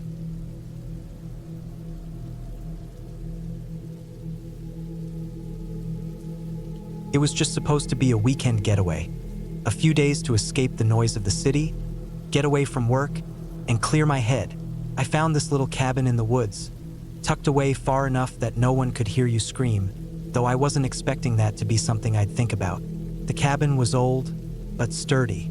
It had that worn-down charm that made it feel lived in, like it had stories to tell. I figured it would be a perfect retreat for some quiet time. I could get some reading done, maybe even write a bit, but I certainly didn't plan on anything else. The drive up was beautiful. The leaves on the trees were turning, painting the landscape in rich yellows, oranges, and reds. It wasn't too cold yet, but the chill of autumn was settling in. When I pulled into the small gravel parking area, the cabin seemed to appear out of nowhere, almost as if the trees had parted to let me in. The wood had a deep, weathered brown color, the kind of wood that felt alive, as if it had been shaped by countless years of rain and sun. It wasn't huge, just a small one-bedroom, but enough for me. The door creaked when I opened it. The smell of aged pine and old wood hit me immediately, followed by the scent of a wood stove that had been unused for a while. I set down my bag and took a moment to soak it all in. There was something soothing about the quiet, something I hadn't realized I needed until that very moment. I closed the door behind me, kicked off my boots, and looked around. The place was exactly what I needed. It had a rustic charm. Simple furniture, an old rocking chair by the window, a few mismatched rugs on the wooden floor. The kitchen area was small but functional, with a stove that looked like it had been there since the cabin was first built. A single bed, an antique dresser, and a worn-out armchair in the corner completed the room. Everything seemed to have a history. The place was perfect. I unpacked my things and started a fire in the stove, careful to get the kindling just right. The warmth from the fire filled the room, and I pulled a blanket from the bed, settling into the armchair to read a book I'd brought. Hours passed without me even realizing it. The peaceful silence was comforting, and the crackling of the fire added a rhythm to the quiet. But as night fell, I couldn't shake the feeling that something was off. It wasn't anything I could put my finger on, just a creeping sense of unease that settled in with the dark. I tried to ignore it, focusing on my book, but I kept glancing up at the window, where the blackness of the forest outside pressed in. The wind picked up, rustling the leaves, and the cabin creaked every now and then, which I chalked up to the old wood settling. Still, that feeling gnawed at me like someone or something was just beyond the trees watching. I tried to shake it off. There was nothing out there. I was just being paranoid. By the time I finished my book and got ready for bed, I decided to make the most of the situation. The fire had burned down to embers, and the warmth in the room had faded. I blew out the candle on the table, pulled the covers up, and tried to sleep. But the night didn't feel right. It was too quiet. I was used to the occasional sounds of animals, the chirp of crickets, the rustling of leaves. But here, in this deep forest, there was nothing. The silence pressed in, thick and suffocating. I turned in bed, trying to find a comfortable position, but sleep wouldn't come. I lay there for hours, my mind racing.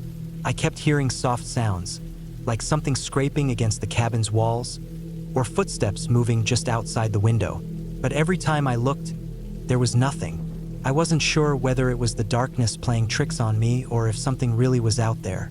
The wind outside started picking up again, but it didn't feel like wind. It felt different. The trees groaned, and I could almost hear them bending and swaying in ways that felt unnatural. Finally, I couldn't take it anymore. I got up, grabbed my flashlight, and decided to step outside to see what was going on. I pulled on my boots and stepped onto the wooden porch. The night air was colder than I expected, sending a chill straight through my jacket. I clicked on the flashlight and scanned the area. The beams swept over the trees, the ground, but there was nothing. No movement, no rustling, no sign of life. I stood there for a moment, trying to shake off the anxiety that had been building. Everything seemed still now, but the feeling didn't leave. The darkness felt thicker here, as though it was somehow more real. I didn't want to go back inside, not just yet, so I started walking around the cabin, flashlight in hand, checking for anything that could explain the sounds. I didn't find anything out of the ordinary, just trees, rocks, and the occasional bush. But when I came around to the back of the cabin, I saw something odd. There was a small clearing just beyond the tree line, and there, at the edge of the clearing, was a pile of broken branches, twisted and piled up in a way that seemed deliberate. It was too neat, too arranged to be natural. My heart started pounding as I stood there, staring at it. I wanted to go back inside, lock the door, and forget about it, but something kept me rooted to the spot. I approached the pile cautiously, scanning the area for any signs of movement, but it was silent, too silent. As I stood there, my mind started to race with all the worst possible scenarios. Someone had been here watching me. Maybe they were still out there, hiding, waiting for me to turn my back.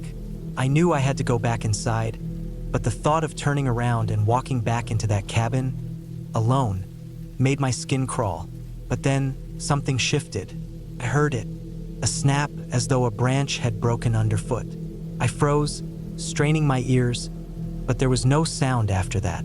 It was just the wind again, right? I turned quickly, scanning the darkness once more. My breath came out in quick bursts now. I couldn't shake the feeling that something was out there, in the trees, watching. I made the decision to go back inside. I didn't care how ridiculous it seemed. The cabin was safety, and that was all that mattered. But just as I turned to head back to the porch, I heard the snap again, closer this time. My heart skipped a beat. Whoever or whatever was out there, they were close. I broke into a run, sprinting back toward the cabin, my boots thudding against the wooden steps. I burst inside, slammed the door shut, and locked it behind me. My mind was racing, and my pulse was loud in my ears. I didn't know what I'd heard, but I wasn't taking any chances. I closed the curtains, double-checked the windows, and settled on the couch, clutching the flashlight like a weapon. I didn't sleep at all that night. The next morning, the sun rose, and everything felt normal again. The cabin was still standing, the trees were still just trees, and there was no sign of any danger. But the unease hadn't disappeared. Something didn't feel right, like there was something I was missing, some small detail I hadn't noticed. I spent the day inside, not daring to go outside again. I thought about leaving, packing up and heading back to the city, but I didn't want to let fear win. So I stayed. The next few days passed without incident. I kept myself busy, reading, writing, exploring the woods in daylight, but always staying close to the cabin. I couldn't shake the feeling that something was wrong, but I had no concrete reason for it. Eventually, I decided I'd leave a day earlier than planned. I packed my things, grabbed my keys, and headed for the door. But as I stepped outside, I froze. In the clearing by the trees, the pile of branches was gone. It was as though it had never been there. I don't know what happened that night or who or what was out there, but when I left, I did it in a hurry. I didn't look back.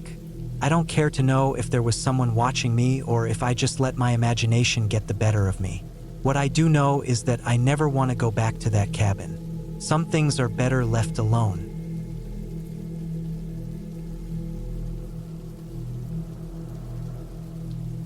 It was a cold, crisp evening when I decided to take a short weekend trip to a cabin I had rented out in the woods. The place was in the middle of nowhere, secluded by thick trees and towering mountains. I was looking forward to some peace and quiet, a break from the constant noise of the city. I had always been a fan of nature, and this seemed like the perfect opportunity to escape into it. The drive up was long, winding through narrow roads and dense forest. The weather had been unpredictable lately, and the temperature had dropped significantly by the time I arrived at the cabin. I wasn't worried, though. I had made sure the cabin had heating, and there was a fireplace in the living room so I'd be warm enough. When I pulled up to the cabin, it looked exactly like the pictures I had seen online. Rustic, old-fashioned, with a large porch and tall windows. It had an aura of timelessness, as though it had been standing in that spot for centuries. The area surrounding it was eerily quiet, the only sounds coming from the rustling of leaves and the occasional chirping of a bird. I unloaded my car and carried my bags inside. The cabin was simple but comfortable, with wooden floors, antique furniture, and a stone fireplace. The kitchen was well equipped, and there was a large dining table by the windows that overlooked the forest. The living room was cozy, with a few armchairs around the fire and shelves filled with books. Felt like the perfect retreat. As night began to fall, I lit the fire and settled in. I made myself some dinner, a simple pasta dish, and sat down to enjoy the meal. The temperature outside had continued to drop, and the wind began to pick up, howling through the trees. It was the kind of night that felt perfect for reading or just sitting by the fire and thinking. After finishing my dinner, I decided to take a walk around the property. I grabbed a flashlight, put on my jacket, and stepped outside. The wind was cold against my skin, but the air felt fresh. The trees were tall and imposing, casting long shadows across the ground. The moon was barely visible through the thick canopy of leaves, and the only light came from my flashlight as I wandered through the woods. I walked for about half an hour, following a small trail that seemed to lead deeper into the forest. The further I went, the more isolated I felt. There was something about the stillness of the woods at night that made my skin crawl. The wind howled through the trees, and I could hear the occasional snap of a twig underfoot. But there was no other sound. No animals, no rustling of leaves. Nothing. Just silence, deep and unsettling. I decided to turn back, but as I made my way back toward the cabin, I noticed something strange.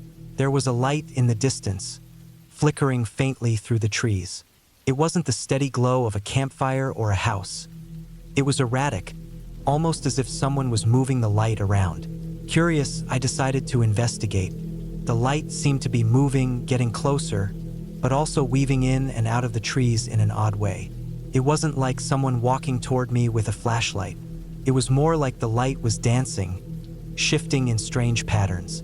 I felt a chill run down my spine, but I told myself it was probably just another camper or someone else out for a walk in the woods. But as I got closer, I realized that the light wasn't getting any closer to me.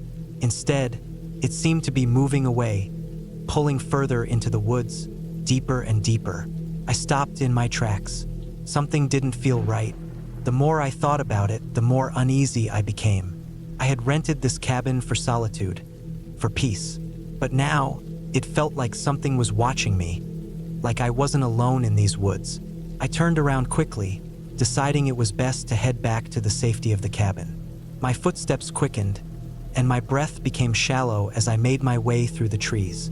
The wind seemed to pick up, and the woods felt darker, more oppressive. The sound of my own footsteps echoed in my ears, and I couldn't shake the feeling that I was being followed. When I reached the cabin, I practically slammed the door shut behind me and locked it. I stood there for a moment, my heart racing. The house felt safe, warm, and familiar. I breathed deeply, trying to calm myself down. It was just my imagination. I had walked too far into the woods and had gotten spooked by the isolation. That light I had seen, probably just a camper, nothing more. But as I looked out the window, I saw something that made my blood run cold. Standing at the edge of the clearing just beyond the porch was a figure. It wasn't very clear, but I could make out the shape of a person standing still, watching me. The light from the cabin's windows cast a soft glow on them, but their face was hidden in the shadows. I froze, unsure of what to do. My first instinct was to call out, but I stopped myself. What if they weren't supposed to be here? I grabbed my phone and checked the time. It was past 10 p.m. I wasn't expecting anyone else. The cabin was supposed to be empty, and I hadn't seen any other cars nearby. Who could this person be? I didn't want to make any noise, so I quietly moved to the side window and peered out. The figure was still there, unmoving. It didn't seem to be doing anything, just standing in the darkness, staring at the cabin. I didn't know if they had seen me, but I wasn't about to take any chances. I turned off the lights and crept back into the living room, staying low to the ground. My mind raced as I tried to think of what to do. I had no weapons, no way to defend myself if this person decided to approach the cabin. I knew I had to stay calm, but fear had begun to take over. Should I call the police? But what if the person wasn't dangerous? What if they were just lost or in need of help? The minutes felt like hours. I didn't dare move. I couldn't shake the feeling that the figure was still out there, waiting. I tried to peer out from different windows, but I couldn't see them anymore. It was as though they had vanished into the night.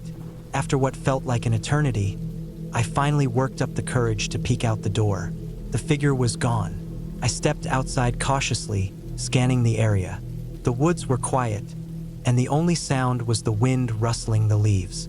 No signs of anyone, but I wasn't about to let my guard down. I stayed inside for the rest of the night, occasionally glancing out the windows, making sure the coast was clear. The fire crackled in the hearth, and I kept the lights dim, trying to stay out of sight. My nerves were on edge, and I kept expecting to see the figure reappear at any moment. By morning, the sun had risen, and the cabin felt a little less ominous. The woods looked peaceful again, bathed in the soft light of dawn. I made a cup of coffee and sat by the window, trying to shake off the unease from the night before. I decided to leave early. I packed my things and checked the cabin one last time before I left. There was no sign of anyone, no evidence that anyone had been there. But I couldn't ignore the feeling of being watched, the lingering sense that something had been off. As I drove away, I couldn't help but glance back at the cabin in my rearview mirror. The figure, the strange light, the unsettling silence. It all left me with more questions than answers. But whatever it was, I was glad to be leaving it behind. It wasn't a ghost or some supernatural entity. It was just a person, maybe a lost traveler, maybe someone else staying in the area. But I couldn't shake the feeling that something wasn't right. I wasn't sure if I would ever know the truth, but one thing was certain. I wouldn't be returning to that cabin again. And with that thought, I drove away, leaving the woods and the mystery behind me.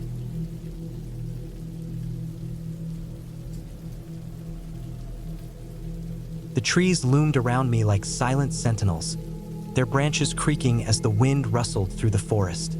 I wasn't a stranger to the outdoors. In fact, I loved the idea of escaping into nature. This time, I had rented a small cabin, isolated in a remote part of the woods. It was the perfect spot for some peace and quiet. I'd needed to get away from everything, from the stress of work and the chaos of city life, and the cabin seemed like the perfect retreat. The thought of being alone in the woods, away from the constant buzz of the world, was something that filled me with anticipation. The cabin was small but cozy, tucked between the trees like something from a dream. It wasn't anything extravagant, just a simple wooden structure with a stone fireplace and a couple of rooms. There was a small kitchen, a bedroom with a thick quilt on the bed, and a bathroom that seemed to have been built in a rush but still functional. The windows were large, and the view outside was nothing short of breathtaking. The forest seemed to stretch out endlessly, a sea of green with occasional flashes of sunlight breaking through the canopy above.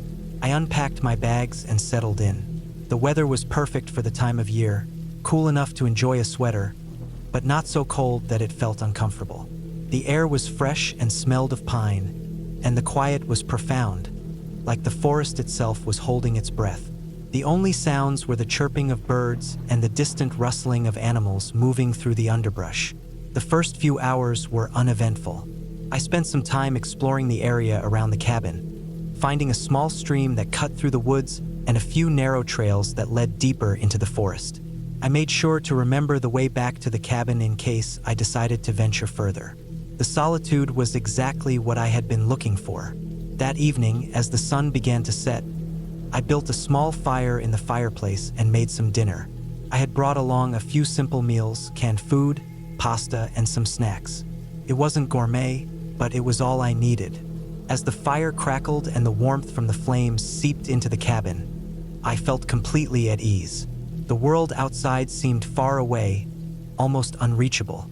As the night wore on, I noticed how dark it had become. The sky outside had turned a deep shade of black, the only light coming from the moon and the stars. I was alone in the cabin now, no one for miles. I didn't mind the isolation, but a small part of me started to feel the weight of the silence pressing in. The wind had picked up a little, howling softly as it passed through the trees. It wasn't long before I started to hear something odd. At first, it was so faint that I thought it was just my imagination, the wind playing tricks on me. But then, I heard it again, a sound coming from outside the cabin, a soft thud. I froze, my hand mid-reach towards the fire poker resting next to the hearth. It was a single, muffled thud, like something heavy had been dropped. I waited for a moment, trying to dismiss the thought. Maybe it was just a tree branch falling, or a rock shifting under the weight of the wind. But then it came again, thud, thud, closer this time. My heart started to race. I stood up, slowly moving towards the window to peer outside. The forest was dark, the shadows of the trees stretching across the ground like dark fingers reaching for the cabin. But there was nothing out of the ordinary. No animals, no figures, just the swaying trees and the quiet rustle of leaves. I hesitated for a moment before deciding to investigate. The cabin's door creaked as I opened it, stepping out into the cool night air. The ground was soft beneath my boots, the forest floor damp from a recent rain. I shivered slightly as I walked around the cabin, trying to find the source of the noise. Everything seemed still, too still. No animals, no sounds, just the endless darkness pressing in around me. I turned to head back inside when I saw something on the ground near the edge of the cabin's porch. It was a small pile of dirt and leaves, recently disturbed. But what caught my attention was a single, deep scratch in the dirt. The marks were jagged, like something sharp had been dragged through the earth. I bent down to examine it more closely, my breath visible in the cool air. I couldn't help but feel a sense of unease creeping over me. It didn't make sense. No animal I knew of could leave marks like this. I stood up quickly, my eyes scanning the surrounding forest. The trees seemed to close in around me, their dark shapes growing more oppressive as the wind picked up. Then I heard it again, the soft thud. It was closer now, too close. I spun around, heart pounding in my chest, but again, I saw nothing. No one in sight, just the deep, endless shadows of the woods. I stepped back toward the cabin, but before I could make it to the door, I heard something rustle behind me, a faint sound, like something large was moving through the underbrush. I didn't wait to see what it was. My feet carried me back inside the cabin in a rush, slamming the door behind me and locking it. My mind raced as I tried to make sense of what was happening. The wind outside had started to howl louder, shaking the trees and making the windows rattle. But there was something more to it, something that felt different. The air had grown thick, charged with an unsettling energy. I grabbed the fire poker again, feeling its cold metal in my hands, and I backed into the corner of the room, my eyes darting from one shadow to the next. Every creak of the cabin seemed amplified in the silence, every crack of the wood making my heart skip a beat. The thudding came again, louder this time, almost as if someone, or something, was pacing around the cabin, circling it. I listened intently, my breath shallow and quick. It was coming from outside, but I couldn't make out where. It was too dark, and I couldn't risk opening the door again to check. I spent the next hour, or maybe it was more, sitting in that corner, the fire burning low and casting eerie shadows on the walls. The sounds outside never stopped. The thuds, the rustling, the occasional snap of a twig. Each sound sent a shiver down my spine, but I didn't dare move. Finally, as dawn began to break, the sounds slowly stopped. The air around the cabin seemed to calm, and the birds began to sing again. I felt a strange mixture of relief and confusion. What had I just experienced? What had been out there? When the sun had fully risen, I ventured outside again, this time more cautiously. The forest was quiet now. The only sounds the chirping of birds and the rustling of leaves in the wind. I checked the ground around the cabin, looking for any signs of what had happened during the night. But everything was normal. No fresh tracks, no signs of anything unusual. I spent the rest of the day trying to push the events of the previous night out of my mind. I went for a long walk through the woods, trying to shake off the feeling of unease that had settled in my chest. But as the evening approached, I couldn't help but feel that something wasn't right.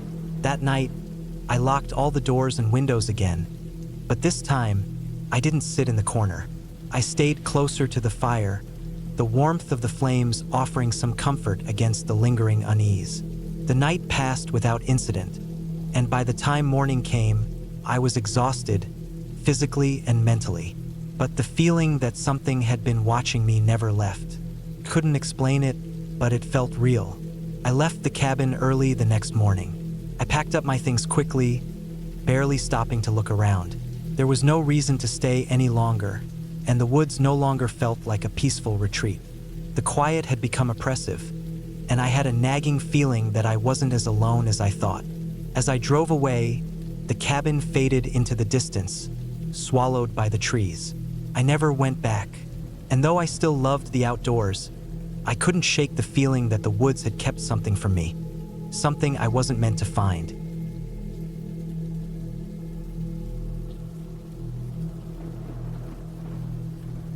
It was supposed to be a quiet weekend getaway, just me and the cabin. I'd been working non-stop for months, and I needed some time to recharge. A friend had suggested a secluded cabin up in the mountains, about a 2-hour drive from the nearest town. The idea of being away from everything, with no distractions except the occasional bird call or the wind rustling through the trees, sounded perfect. Little did I know, it would be a weekend I would never forget. The cabin was old, really old. When I arrived, it looked like something out of a 70s survival show. The wood was weathered, and the roof had a slight sag in the middle. The paint was peeling in most places, and the large front porch creaked with every step. It was situated at the edge of a dense forest, with towering trees surrounding it on all sides. The dirt road that led up to it was bumpy, and I had to drive slow to avoid the potholes. I unloaded my bags and stepped inside. The interior wasn't much better than the exterior, but it had a rustic charm to it. A worn-out couch sat in front of a stone fireplace, which looked like it hadn't been used in years. The kitchen had all the basic necessities, but everything looked like it had been left untouched for a long time. Dust settled on the countertops and the sink was filled with a few dried-up dishes, but it wasn't anything I couldn't clean up. The bed in the small bedroom was firm, and the sheets smelled like they'd been washed at least once, which was a relief. I had the whole weekend to myself, and I was planning on making the most of it. The first night, I spent most of my time reading a book I had brought along, occasionally glancing out the window at the darkening forest. The isolation was peaceful, almost too peaceful. As night fell, the quietness of the place started to settle in a little more heavily. The only sound was the occasional crack of a branch in the distance or the rustling of leaves. I cooked a simple dinner and sat down to eat, but the silence around me was starting to feel oppressive. It wasn't that I was afraid of being alone. I enjoyed it, but there was something unsettling about the stillness of the cabin, as though it was waiting for something. After finishing my meal, I decided to take a walk around the property. The air was cool, and a light breeze whispered through the trees. The forest around the cabin seemed to close in as I walked away from the porch, the darkness of the woods creeping in closer with each step. I wasn't sure why, but something about the place made me feel uneasy, as if the trees were watching me. I tried to brush it off as just my imagination, but as I walked deeper into the woods, I couldn't shake the feeling that I wasn't alone. I turned around and glanced back toward the cabin. It was a small, lonely figure in the distance, the light from the windows barely visible through the dense trees. The silence was so thick I could almost hear my own heartbeat. I quickly turned back, walking a little faster now, my eyes darting between the trees as though expecting someone or something to jump out at me. When I got back to the cabin, I locked the door behind me, a bit more frantically than I intended. I told myself I was being silly, that there was nothing out there, but the feeling of being watched wouldn't go away. I tried to distract myself by watching TV, but the crackling of the old television seemed to add to the atmosphere of the cabin, making it feel even more isolated. After an hour or so, I decided to call it a night and went to bed, pulling the thick blanket up to my chin, hoping that sleep would help ease the tension I was feeling. But sleep didn't come easily. I tossed and turned, the bed creaking under me with every movement. Every now and then, I thought I heard something outside, a twig snapping, a distant footstep. It was hard to tell if it was just the house settling or something else. I lay there for what felt like hours, listening to the quiet and trying to convince myself that it was all in my head. Around 3 a.m., I finally drifted off, but my sleep was restless, filled with strange dreams. In one, I was walking through the woods, and I kept hearing someone whispering my name, just barely audible, as if they were right behind me. But when I turned around, there was nothing there. The dream was so vivid that when I woke up, I was disoriented and unsure if it had actually happened or if it had been a figment of my imagination. I sat up in bed, my heart racing. The cabin was still quiet, but the feeling of unease had only grown stronger. I glanced at the clock, 4:15 a.m. The house was dark except for the dim glow from the small light above the kitchen counter. For a moment, I considered just going back to sleep, but I couldn't shake the feeling that something was wrong. I got out of bed and pulled on a jacket. The cold air hit me as I opened the door and stepped out onto the porch. The wind had picked up, and the trees swayed gently in the breeze. The darkness felt deeper now, the shadows longer and more menacing. I stood there for a few minutes trying to shake off the creeping sense of fear, but something felt off. It was as though the cabin itself was holding its breath, waiting for something to happen. As I stood there, I noticed something strange. The lights from the cabin seemed to flicker, almost like there was someone inside, moving around, but I hadn't heard the door open. I stepped back into the cabin and checked the locks, making sure they were all secure. Nothing was out of place, but the unease was growing. I decided to take another walk, though I wasn't sure why. I needed to clear my mind, get some fresh air. I grabbed a flashlight and stepped back out into the cold night. The beam of light cut through the dark, illuminating the twisted shapes of the trees. I walked toward the woods again, but this time, I stayed closer to the cabin. I was looking for something, anything, that would make sense of the strange feelings that had been building all day. It didn't take long before I noticed something odd. The ground near the edge of the forest was disturbed, like someone had recently walked through it. There were fresh footprints in the mud, barefoot prints, slightly deepened as though someone had been walking around for a while. The prints didn't look like they belonged to an animal, but they were too large to be from a person in boots. I followed the prints with the flashlight, the beam shaking in my hand. My mind was racing, trying to process what I was seeing. It wasn't much farther before the prints stopped abruptly, just at the edge of the trees. The earth was undisturbed after that, but I could still feel the hairs on the back of my neck stand up. It was like someone had just disappeared into the forest. I stood there for a few moments, too afraid to go any further. The only sound was the wind rustling through the leaves. The forest felt endless, dark, and alive. I turned and walked back to the cabin, but as I did, I thought I heard something behind me. A soft crunch of leaves, the faintest echo of footsteps. I hurried back to the cabin, locking the door again once I was inside. The unease was back, stronger than ever. The rest of the night passed slowly. I couldn't sleep, couldn't stop thinking about the footprints. My mind kept racing, wondering who could have been out there. Why were they barefoot? And why had they stopped at the edge of the trees? By morning, the sun was up, and the forest looked completely different in the daylight. I didn't know what I expected to find, but I felt the need to investigate. I walked to the edge of the woods again, hoping that the daylight would offer some clarity. The footprints were still there, but as I looked closer, I noticed something else. Small marks on the trees as if something or someone had scratched the bark. It wasn't much, but it was enough to send a chill down my spine. I decided to leave. The strange footprints, the eerie feeling that had settled over me, all of it was too much. I packed up my things quickly, locking the cabin behind me. As I got into the car and started driving down the long, bumpy road, I couldn't shake the feeling that I was being watched.